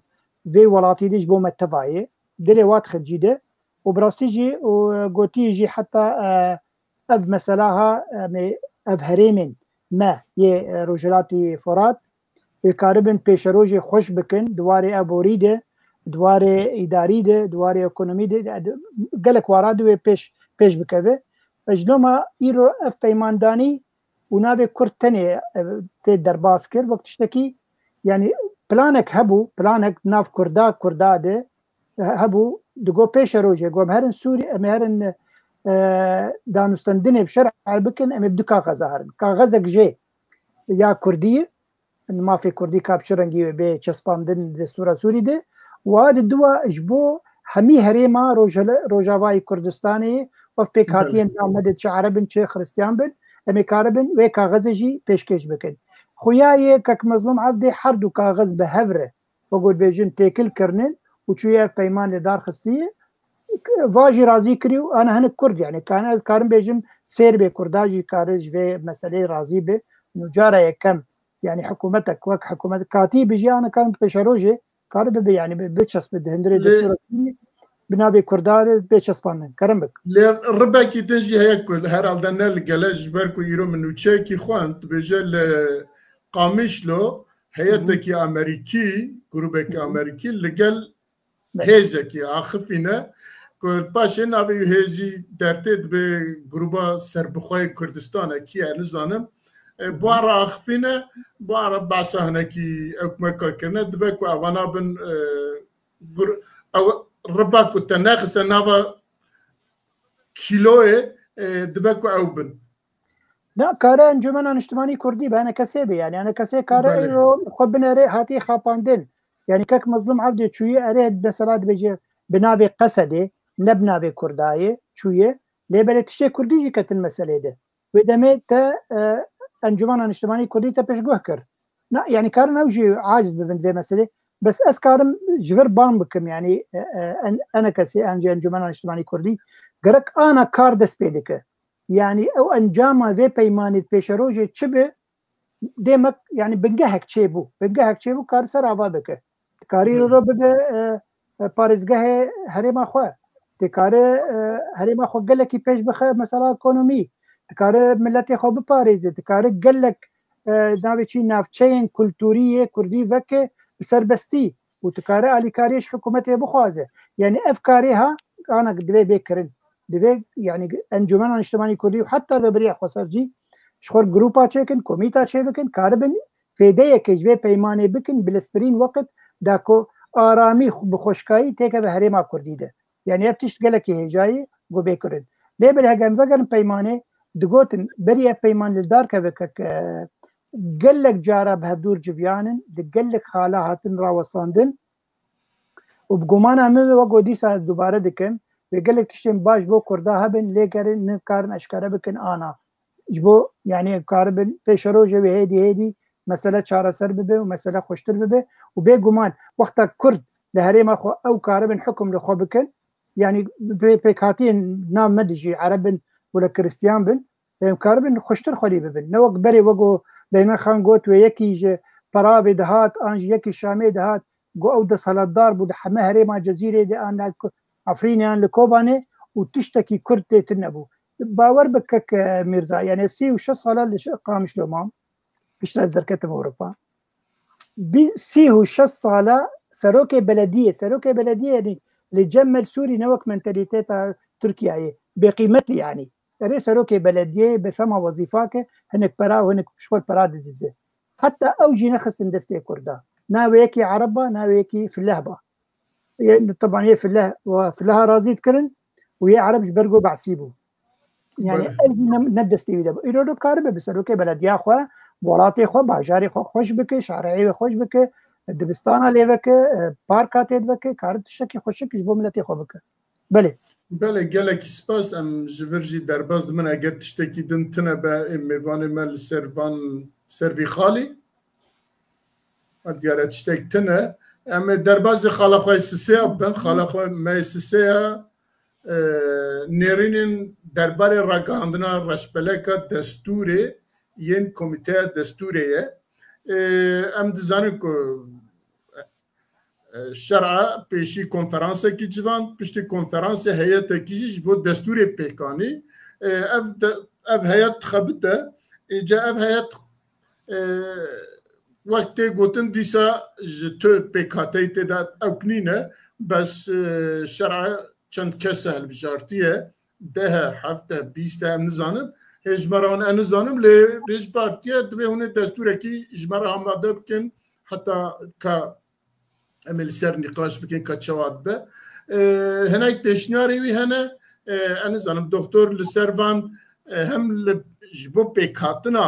vî grûpa destûrê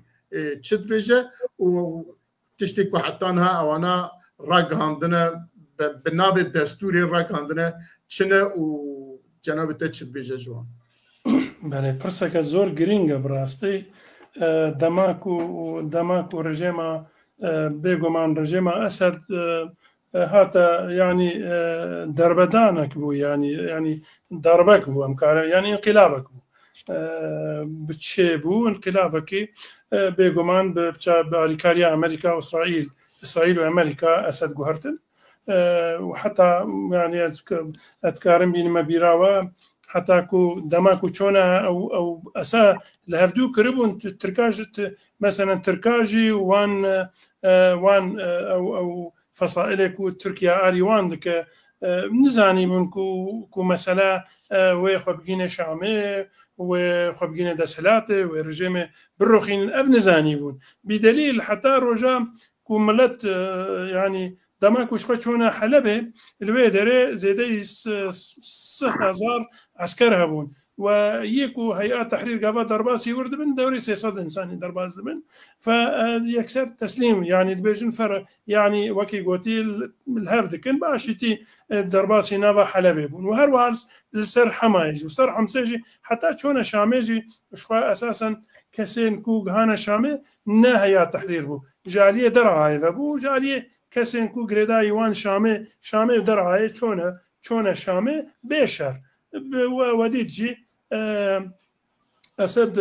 باركر زار مال يعني شو وحكمتها ويجي دستي خو هلدا باوايا كي يعني وكيام عربي بجن هاتا سلماندن يعني هاتا رادست كرين في اوايبو يا في اواي شيبو ليل هفكرنا وان باوا والهفكرني كو هبون يعني تشتكو ماد بهيستن وتشتكو دهاتا هيفي كرين او بوكو دا كو سوريا كا يعني افكد في كونغري هانيدا حمو بكاتاي سوريا حاضر ببن چمكو حمو ولاتين ديمقراط ويانجي حمو ولاتين كو نخاصم بورن ينكو رنگ يانجي ام جوارد بيجن هف يعني ام جوارد بيجن مولتي يعني چند ملت تيدا دجن يعني چند اول تيدا هنا ام جوارد بيجن ولاتي كو بنتوان وبچاندان وبأولان رنگا وكي سوريا ما يعني ما أذهي فيت كركو كو لجناكو بيتا دامز راندن كو لجناك تكنوقراط به جبلي ويجي جبلي تكنوقراطية حجوان كيفان حمو ملت سوريا يعني بكاتي درزي علوي كرد سريان كلدان أرمني حمو تيدا بجاربن ليه مخابن وديد او كوميتاكو لجنة كوميتاكو هاتا دامزراندن تيدا استخبارات هبون استخبارات دولتها هبون اوان اشراف سرتكر افيا في اواي ريندان براستي ريندان هي بكاتين سوري وكا سوري بهفرا ورنجام هاف ودريا في كوميتا هانرا بين دعوات كرين في كوميتا ها بيغمان يك الرنجي يك ايديولوجيا يك باوريه يك عقيده تاني تيدا بجدار بون انا زانم حتى كوده چما واچي بو براستي اذياجي مفاجئه بو چمكو دما وقت بيرا وحموا دما كو بريز اساس شيباني چو باريسه كونغري باريسه دا دما سروك ماكرون جرا اشكرا قوت دوي سوريا كا رنگ بيت دوي كرد تيدا بجدار بن دوي هسده يعني كتلكا عسكري به وبكفي نابع حكمته ودوي كردجي تێدا بەشدار بن ینی وەکی ینی بسیستێمەکە فیدرالی vê watê hate fêmkirin û şîvanî jî qebûl ki serê xwe hejand got erê yanî em hêvî bûn ku wextî berê şîvanî weke wezîrê xaricî ew bixwe serbisekne çimku ev karê wezîrê xaricî ye dema ku welatekî rûxandî be tu bixwazî wî welatê rûxandî rasta hikûmeteke demkî jê dibêjin lê daliye lê em daliye eger em bi çavek em mefhûm û بنێرینەکە پۆلۆتۆلۆجیک و هەروەها قانونی ئەم لێ بنهێرن و دەستوری ئەم لێ بنێر مؤسساتی ئەم لێ بنێرن بڕاستی حتانەها دەولەت هین خوا ئاوانە کردە هین دەولەت نهاتی ئاواکردن بی دەلیل هون دبینن اف فصائل هان بسر كيف اخوا ين ايغور وتاتار وتركمانستان بعلم دولته بشامه بهيئه التحرير دشن مجازرات كن ملت قملت بكاتا قردكن واجمالي وان دردخن هزارا جنيه واد رفينن تنين اليه ادلبه و درجناك من فجبكو ام بابتا خدور نشن قصدامج مساله مخا بنتي واتيك وهيئه التحرير دخستن دياركو وانا نهشتن بدليل دو استخبارات هبون دزلام استخبارات جريداي دولتي درفنا او دولتانا كو موظفك نها بخوازي كارمندك بخوازي وزارات خارجيه ده سلكه دبلوماسيان عسكريان مخابراتيان يان اسايش يان جي جويده ام بيجن يعني اسماني ده جي بقرد جي حساسه يان قصر جمهوري ده دفي موافقه ودولتها بيتستاندن يعني دريجناكم بلكي هاي اسباوركم هاي وجهه يعني ذيجي براستي هم نتنه پکاتای سوریه به باور کرده به باوری هشتن و باوری ما هجاند بگمان دولت مزنجی اروپی جی امریکی جی اوان حساب کرکو بگمان های واش حمود شتی هیا حتی بهانا دولت عربی جی بهيفي بنكو حمو حتى يروج مصر يدقو دفي سوريا كا يعني حكم سوريا كا بحمو بكاتيان وكي قوتي دسلاتا سوريا وفي دولته اودان بكن ابابكن قصدامج مساله دفي كونغري كو تشيبو كرد وعلوي ودرزي وكريستيان سريان وكلدان وارمن وبقشتي أفنا حتى عرب وكي قوتي ولد فارس سوري وعلماني وديمقراطي بنشار كرن يعني أمكارن بيجن براستي أو نا أكثرية نجيس خوازم فيجي بيجم عرب السنة يكون هاجوان نرازيك وواتشي بويا أفكون هاتي الدار خستن بكي سري صديح اشتيجي بكي بهترة يعني تيوي واتي أسخوازم تنفي بين مزمان وفي كونغري أفو كونغري پارچبون چکر بیرو باوری نفهمو پکاتای چکر و دیجی برز الهجری شیخ هرما درزیا الوی داره گو ام قبول نکن گو ام يعني ام سلاح اخواجي تسليم ناكن وام ناهي اذن كو دخوازن سوريا كفي رنگكو يك رنگو يك ايديولوجي يك اول ويك عقيده ويك اداره ويك رنگو وكي قوتي واتجاه ام قبول ناكن انا قبول ناكن درزيان براستي ايروجي شيخ الحجري قوت قو ام تجاره فيا وي قبول ناكن و ام تشتاكول برآوي جبو مجي دي اشارتك سيجنالك قال لك دجواره واف سيجنالها نتنج بوي كردا جبو عربي سوريجي ين ولا طاريز ين حتى جبو هيئه التحرير اف تهديد بوان كو يعني بلا مروفه كري به هذه كونغريها ملت سوريا بارچه کرنجاف يعني سوريا نهام حمو هرم نا درزي سلاحي خدن ونا كرددن ونا علويجي افيكو حتى افيكو بازاينا افيكو دبيجن ولا فلول النظام او حاب عصاباته او جبهياتكن شرك الشردكن افراستيك ام راستا دجمنه ما مظن اسد بو وحكمته ويا دكتاتور وفاسد بو حتى يجي الدجن ليه بلي افينها كو وكما مستجاني زمان افيكونها شردكن او دعوه نكن في كونغري مثال يعني وتشكرن فات حمزات وعمشات دشون مالي وان تالانت كرن دكشتم دزي ودرفاندن وهروا حتى قهاوي قناغي قصدامج مسألة أتخوازم بيتا تاني أتخوازم نامكي بين مزمان كو في كونغري ها كو إشراف استخبارات درفا أوان خراكر أوان نهشت كو السوري وكسوري هيئة تحرير رولا خو بليزي وبراستيجي أدقوري مروف دبيني بريز أحمد شرع نرازي يعني أوجي وحجباني تشتكوا أو دبيجن أو تخوازن بكن تخوازن سوريا كو حمو سوريا تدا بجدار بن وأبوريا كي آبابكن وسيستم مؤسسات شيبكن سوريا كجبو حمو سوريان حتى بما في موديلا كو بريز ماكرون جرقوت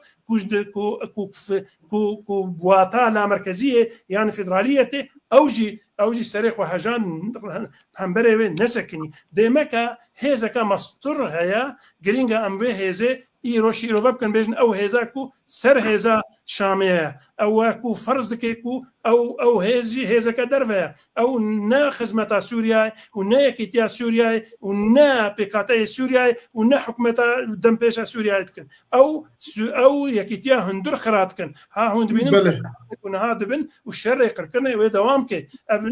نا ممكن بسكنن يعني جلغوري بسبورين استراتيجيك وين بوليتولوجيا شر جران ينافوي هما چمكو افانا چمكو كيزي درفا او ادارتكن وحتى يعني او تاثير خل حكمتها شامتكن نايل حكمتها شامه رولا خبليزه بريز حكمتها شامه برخد دي يعني نرازيه براستي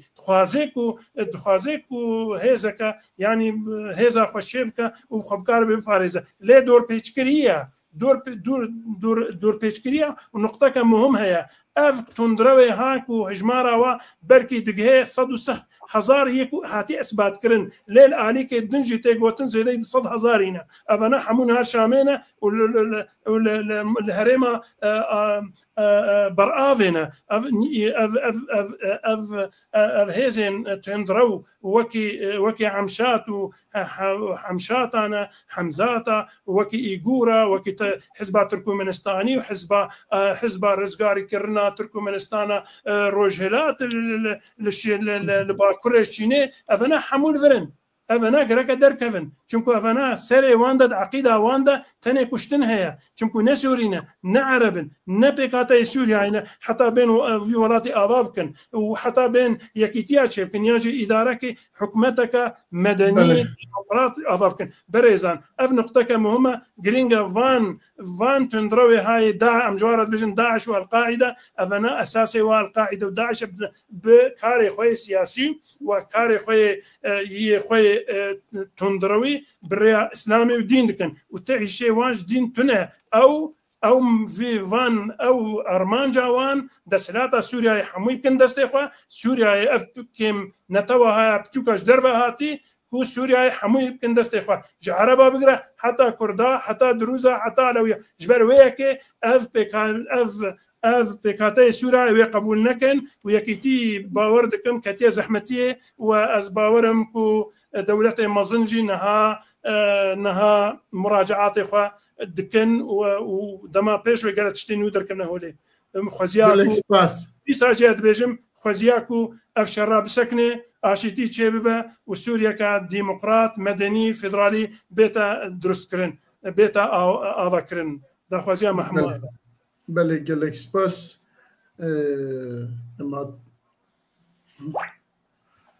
ام هاتم با لیلا خان تجبو في خالد چد بيجي درباره راگاندنا رشپلکا دستوره گروپا دستوره تو آگاهیت لسروی هنه چنه و تکاری چی بيجي يعني قضية مرو تشتكن وتشتي السر عرضي دبتشني دنن تهبيه ديدتنا راستي يعني وك او كونغر بيتشاوا غريف تشوي از بيمو دستوجي وصاب بتش از خواه او انجمنا گو هاتی آماده کرنج بو نویسا رشبرکا دستوری از و پروان ناس ناکم لی از باورم گله که گو چه کسی پسپور بی هاوای بی کاری تنند نواده یعنی سوریه هم عرب هم کرد کسی ما گله که پسپور هم کارن دستورن باش بنویسینن همه سوریه رو لی نهاتنه اجبر ولو از يعني نقش بين مراسي بنفيسا دستوري تشك ده هي يعني قرك أم كرد إشي مش خو سوريا تنبا سوريا أم بلكي أم تجاري ونبين وقفي روشة أنا تيد بهيز بمجال بتشتك أم يعني وأني زمان جب ما مستعد الباقي جاني زمان إيرو كرد بهيز تربون جمارا هزاوا قالك تربو چكيوا پیشکتی تربون خوزیاما کردا گم ما نافچه خو دبری خو هری ما خو آوا بگرام ملهب بگرام چکاری می هبو باری ما بریف ببرایا و چاغی واجی نکاری بو نزیکی ما بنو تشتکیش ما بخواز نکاری نزیکی ما ایرو ام يعني ام هركي شوار العالي كي دليزه هركي برجواندي نويهن مخابن رولا يعني بريا راستي بريارا كسي سوري تشتكي افتشتي انا دبتني نكر نعرب ابجد كذا ضرب بروسيسك مازن رجلات انا بي تبدي دقاره امجد نابادني جا ام ايه هري قلسن دناباد كس يعني ولات بدولتن جبولو كز جهناد مالي ام جرك يعني كرد ما خو باش اما ذكر بايا رجع رجيم كت نو كارك كر نودر بس بيتكر يعني كسي ما أفكس أريم دبيجن أف بروسيس بدستي كسي المظن قوات المظن ولات المظن بيدليزن دنفيسينن درسمينن تشجفا جفي بيدر باولاتار دبي ويببي لي كسي كار البر إرادة قالوا ملتاجي راوست وقتاكو أما دبانا مشخور كربايا ويروشا ما إيرو نأفام خابن لي أمجي نلقوري روشين كسي مي ريبري ما يعني يكجي خالان تلافة عربي خو حلقر مثلا إما أنجمنا مي كردي ما تناف ائتلافي دبو ائتلافي خو حلقر ائتلاف شو أنجمنا ما بواكسان بواتشتان يعني قرق كرد انجمنی خود چکران تشتی خود چکران او دوره برپرسین کردا بان کردی خوی پسپور کرانا انجمن جیر و جهاتی پسپور ده هر واری دشخور آماده بکرانش انجمنی وایش ورمندیه هما هبایا و نچون هن وخو آماده کربایا و کاری با تشتی کی بکرا لی ویاین نبدستی وایی کسن جویرا وشی مصدر جبيرة وشير دبين لمقابل سيرفيرا وشي تنين قال سباس ما مستعل باقي تشد بيجي يعني هم يعني جروبكي ام بيجن لدرواي بيكاتين سوريا جروبكي جبوان جروبكي تشيكن كو دستور آماده بكن دستور تشيبكن اجا جبر كو درواي وان بيكاتين لسوريا هلبت اواناجي دي دستوركي لدرواي وان بيكاتين تشيبكن دروای داخوازی وان چکن دروای منتالیته وان چکن دروای جیانا وان چکن و آن هاجر رش بلکه کی دوید اکدبه و تو چید بجیش بوی بله سپاس کاک مرزا مسئله چیه یعنی رش بلکه ها نه دستور بخویه او سیاستا گلمپری یا پیشروج سوریه که بچرنگی انجی جا بیجن خیزن قالن بسر وی بنگهه بسر وی کاغذه بلکه دو کاغذ بن دو پلک بن بس گل خال تیدنن او ببن بنگه جه نفساندنا دستور پیشروج ده اف کومیته هاتی چه آماده کرن براستی جی امی مافناسن من جوان ناز دکن هن جیک هی جد بلکی کرد اصلی وی و هي مردینی ناوی يعني او بلكي خصينا كرد شامية كارب من نافي كردا درباس كرنن ليه بيجومان يعني او سياستك الجم حكومتها شرع هي طبعا بلكي نا او تاني او جروبها هاوير دوراوي انه ام يجي حمد تشتي دستي خد بهيرن ام نادن با بيك هاتيين انجي بيك هاتيين سوري بلا حرتم هيزا قوين لدستي مدبه فجبر ويايت دي كونغري دي اوا حمي كنترول كربو يرو دوي كوميتي او جي كنترول دكن وقال غازن جوي كوميتي تكرن نو شما حمي مافناسن بلا يكي سياست مدار تدبا بلا يكي ابوريزان ايكونومي تدبانا بو كاري بونا سياستك كله خوشكتر فرهتر يبو حمي كسن سوري باتا نفساندن بس تشتي جو هات ديار كرن كك ميرزا دما گوف کمیت ها چارا آماده کرن د جی دی جی رش بلک درکت را گهاندنه دناف د دخال بالا مکشاندن خالا یکم جه گوتبون دوی مافی نتوین آنجی پیک هاتین دناف مک سوریا ده دوی مافی وای چاندهی بیم سوگر کرن کارم به زمان خواه دایی که جی کار بینن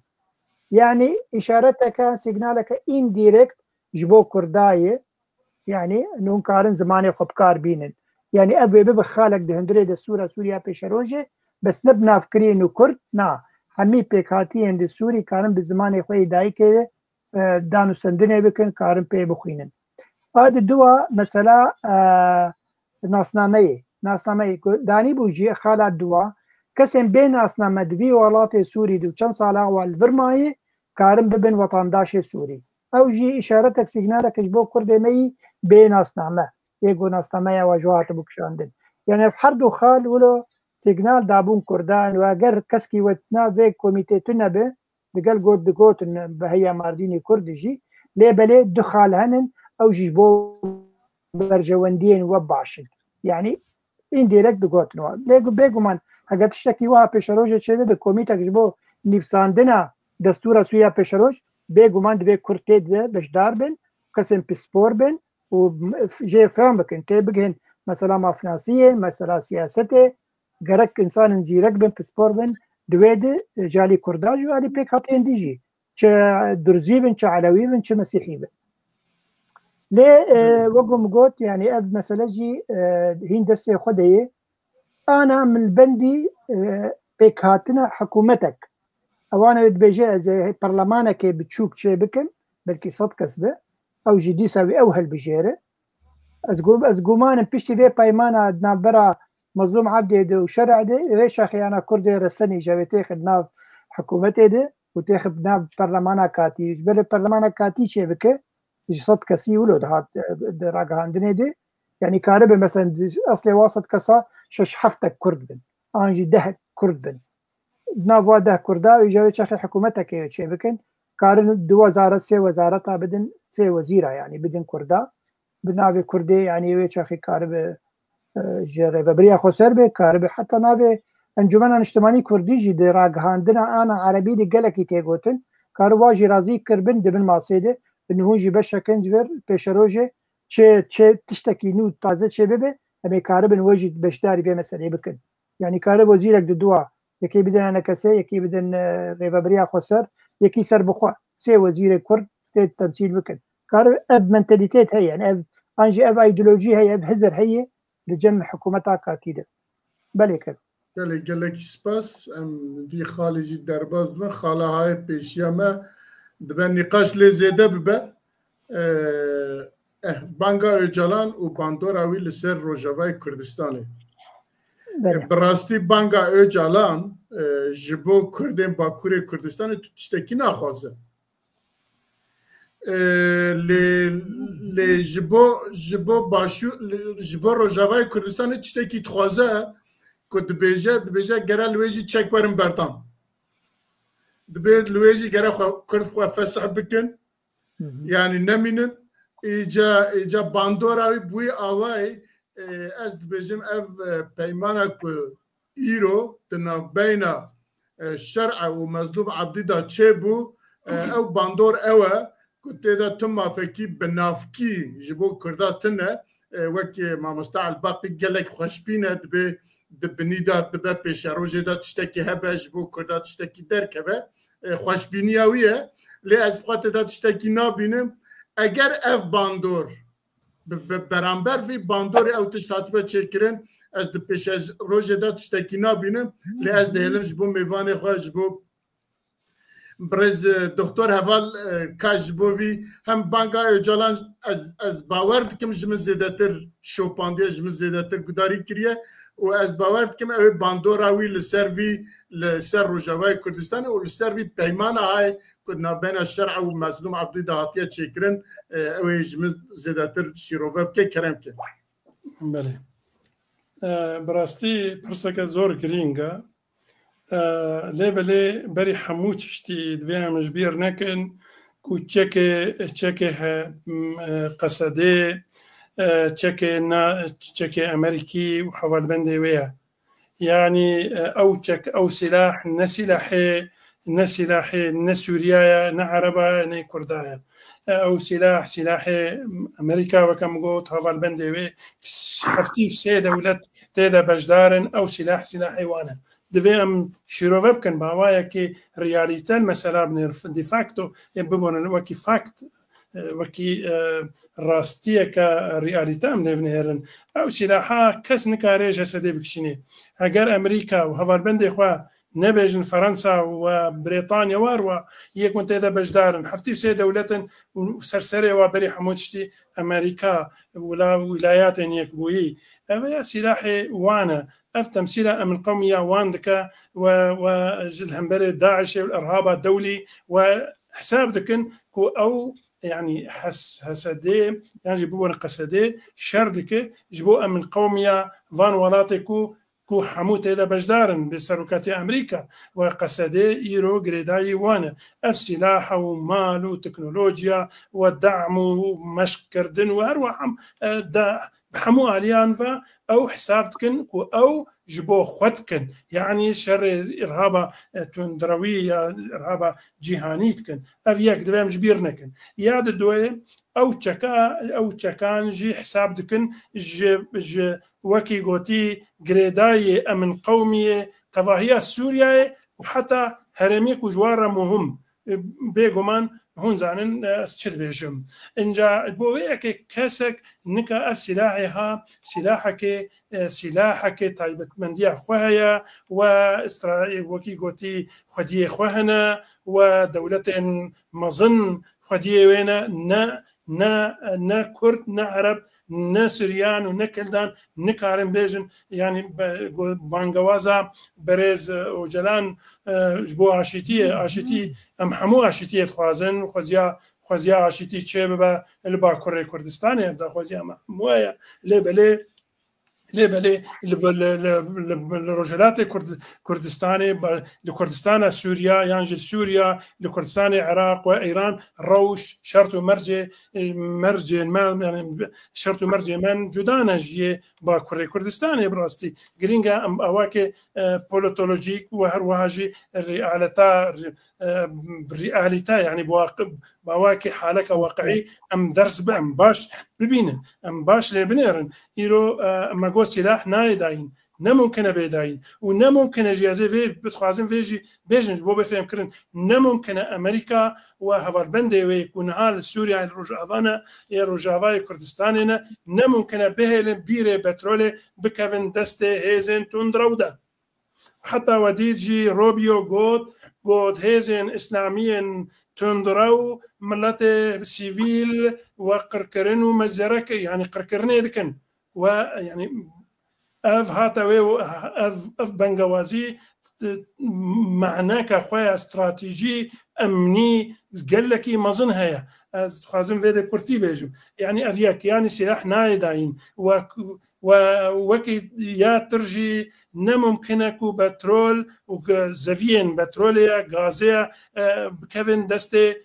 destê tundrewa yani ne heta hê rêya me dirêj e bi rastî xweziya ku hemû tişt serras bibe Sûriyeka medenî û demokrat ava bibe û aramî çê bibe ev de xweziya me hemû e lê em divê ji bîr nekin ku Sûriya wedعê Sûriya Rojhilata navîn hin safî nebûye hin mîzan û hisabatê mezin mane yek jê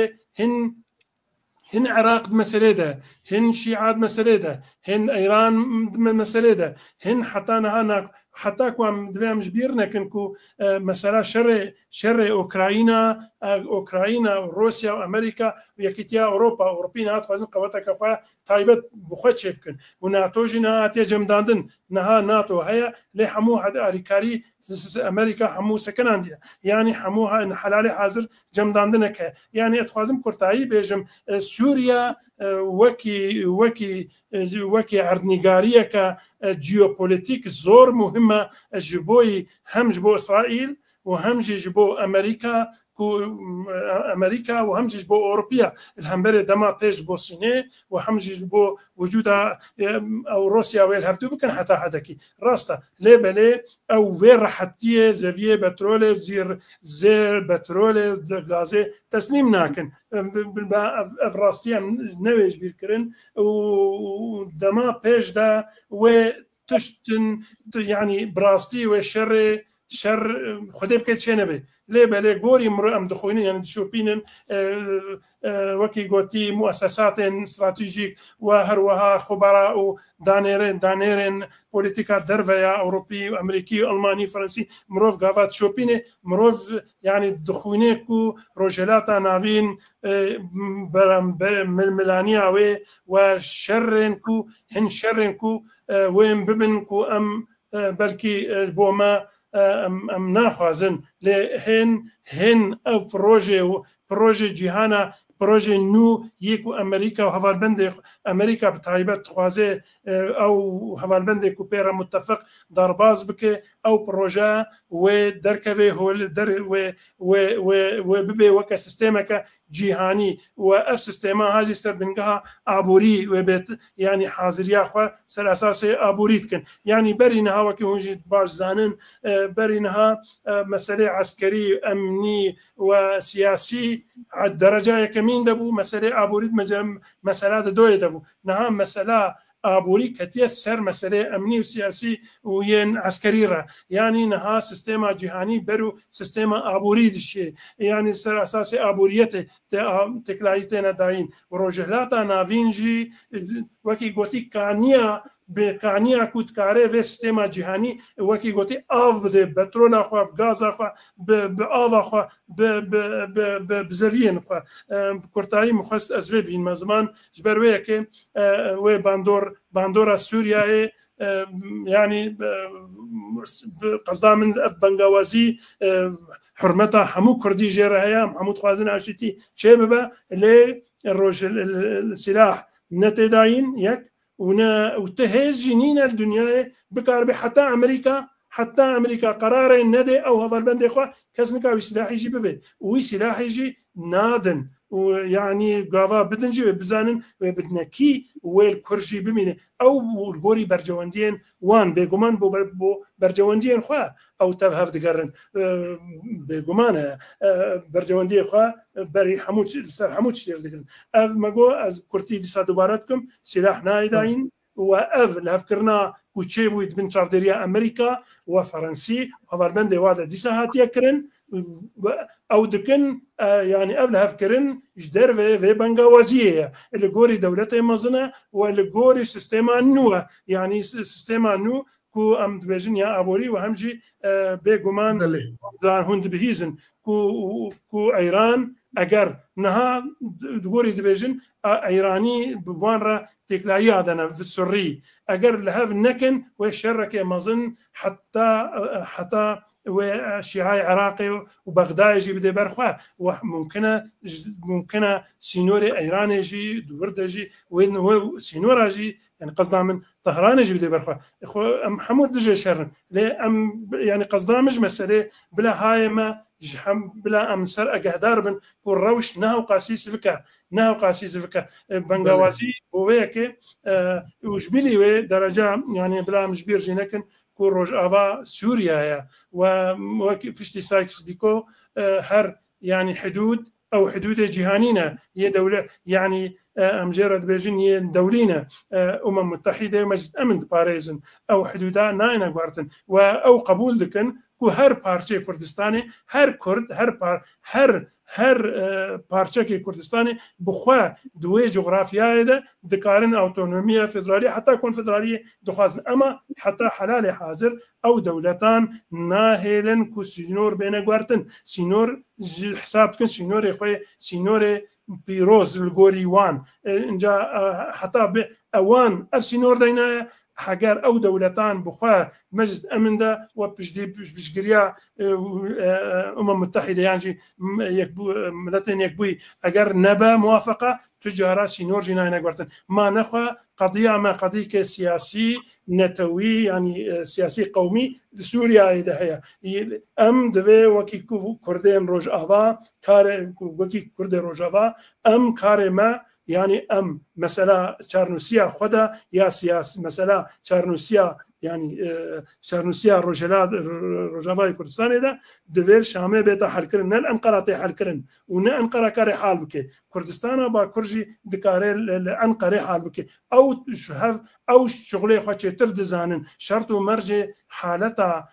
حالەتە هەر پارچەی ظروفی موضوعی و ذاتی پارچێ دن مختلفە دەوێ ئەم vê ڕاستیەکە ریالیتە ببینێ ئایدۆلۆژی لێ بنێرن gelek spas wextê me zêde nema ez ê bêjim em ê bêjin gotinê xwe dawî bêje lê em ê derbasî aliyê din wextê me zêde nema min بله ji bo wê yekê tedît mixwes ez bêjim bengawazîke muhim e و ji boî Kurda bilê mesela Sûriya taybet û Rojava destê Emerîka û hevalbendê wê de ye û estratîjiya wekî gotî girêdayê emin qewmê wan yanî ew silah û her wiha jî Sûriya bigiştî girêdayê hem ev منطقه جغرافî hem bo Libnanê muhim e hem bo İsraîl muhim e hem bo Îranê muhim e û hem jî ji boî zeviyê petrolê yê ku dixwazin ji Qetarê û her wiha yani ji Qetarê bînin Iraqê re derbas bikin heta ew rê heta zeviyê din hene ez naxwazim dirêj bikim muhim yani ev hemû hevdû ve bi iqtisada yani sistêma iqtisadiya cîhanî ve girêdayê bi seroketiya Emerîka hevalbendê wê ji ber wê yekê mesele nehewqa sivik û em sivik yani nehewqa نەکو وەکە ئەم دخوازن یعنی وەکی دنجی ئەم مەسەلا کوردی سووریا یعنی کوردی ڕۆژاوا بخوا ئەم مەسەلا چارنوسیا وان دەستێ گرینگەر شامێ حال بکن و بەری هەمووی وەکوە کەرەم کردی کوردی ڕۆژاوا هەموو یەک بن و لەسەر بنگەهەکی هەر نەشامێ و بێگومان وەک مامۆستەژی ئانی زمان مامۆستە لەیلان خوازیاک و کوردی ڕۆژاوا هەرێمێ خۆ بە پاراستان بەری هەموو شتی بلاژی بکاربانە پشتگیریە هەرێمێ دنجی بکرانە لێبەری هەر شتی هەرێمە کوردستانە ڕۆژئاوا خوازیاک و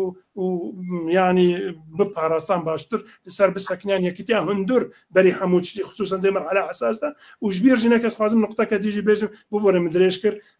ببۆرن مەسەلا بریاردانە و کورد یانجی سووریا ببێ فیدرالی یانجی ببێ لا مرکزی یان کۆنفدرالی دەستێ وان دەولەتەی مەزندا بە سەرۆکاتی ئەمریکا بەری هەمووە بلا ئەمێش بیر نەکرد بەێ ئەم بخوازن بەێ ئەم بخوازن ئەم نەخوازن ئەگەر ئەو دخوازن وێ ببێ باشە بمە نەبێ بڕاستی ناخوازم شکی بێژم ئەم نەرسەر هەفتونە و مخابن هەر مەرحەلا هەر سەردەمەکە گەلێکی گرنگ تێ شمەڕە تێ مخابن ئەم نەسەر هەفتونە بڕاستی نەسەر هەفتونەها gelek spas Leyla Xan cenabê te çi dibêje em dibêjin gelo bandora daxwaza ya jî banga Öcalan li ser Rojavayê Kurdistanê heye ya tune eger heye bi çi awaye doktor gelekî dirêj berfire behs kir û ew bû cenabê te bi kurtayî dikare çi bêje ez wisa hinekî ji ber xwendina min jî biyalîteyî ez bilo fenomenê civakê tiştê civakê dibin ez hinkî dişopînim berî her tiştî banga Öcalan îro banga Mazlûm Ebdê jî yanî ji kesayetiya Kurdî re rastî wisa me re dibînin piştî vaqa salê ked û şer û xebat û têkoşîn bi vî şêweyê wilo qels melûl فدي طرس يعني ما في كردا وقتها تينن زمان يعني ناني زمان جي لما وقت تشتكي إيرو مظلوم عبده يعني وقت تشتكي جو شرع جر قلتي أبانا أفتشتانا مبدنوا ويجي رونشت أمذكر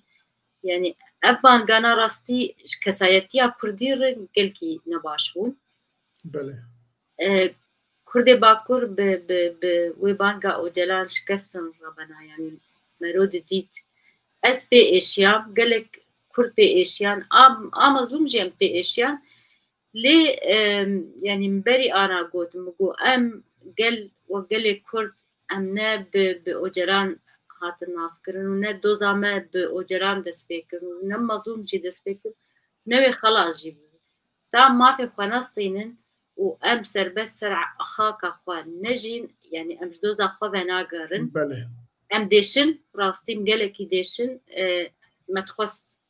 يعني بشويكي خرط في كاريزما كي خرط بسكنيانا دستي خل ما سيخصانا دوزا ما في ما بكرانا خالي ما يك وبيك بقوتانا يا ما أبنديت دي سجي يعني أزجش بين مش بر وقوم قلت كرد أم نبا كساهات الناس كرو نمي خلاص ببن أمي هر دوزا خبكن أب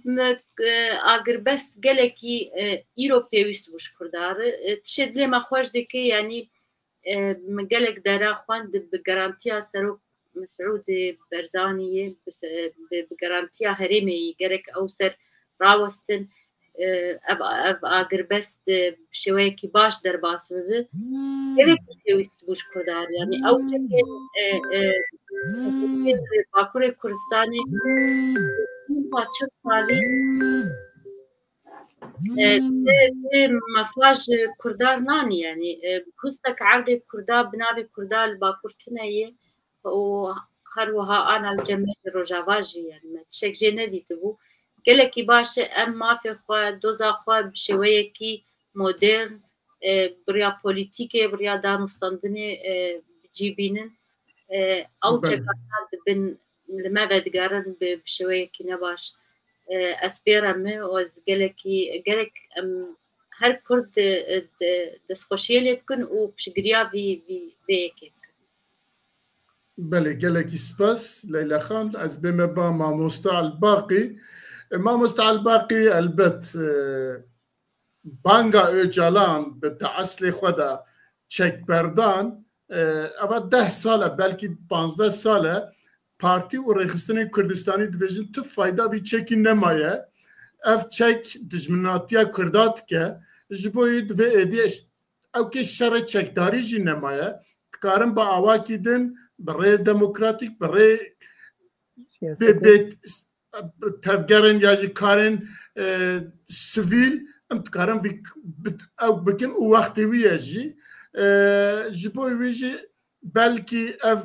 سلاحدانین چکبردان بوی آوای د برجواندی کرده ده البته و دولت ترکیه جی سلاحی خواب برده جی باشوری کردستان جی بکشه و جی عفرین جی بکشه و لکردستان جی لباکوری کردستان جی سیاست و او که کرده با آواکیدن ده بمشه اما جی کی باشه اوانا ام دزانه که اف دانستاندنن ام دبین دانستاندنن ها هیچ سالونی وکی بره دست بکریه که دبیجن سالونی وکی بره ام دبینه که مثلا روجاوای کردستانه او بیارن او بکاتن که لسوریه دو و روجاوای کردستانه دو ترکیه دو ترسه که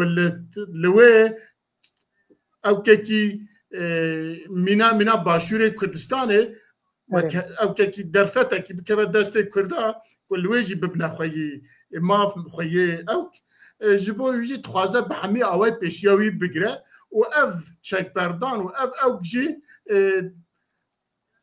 سببی وی مزن اوه و ادویجه که لویجی کرد بگیجن مافی خواه دل باکوری کردستانه جی با آواکی دن چه به ایجاد پشک بکه نوانا ورحاصل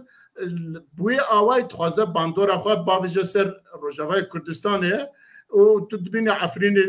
داگرت و نظام سریکانیه و نظام چه حتی نهاج هیچ بجه براو به هیچ دو بچار دولتين بينج دولتين عربية را لهاف كرن كو او تشتي كو هسه دو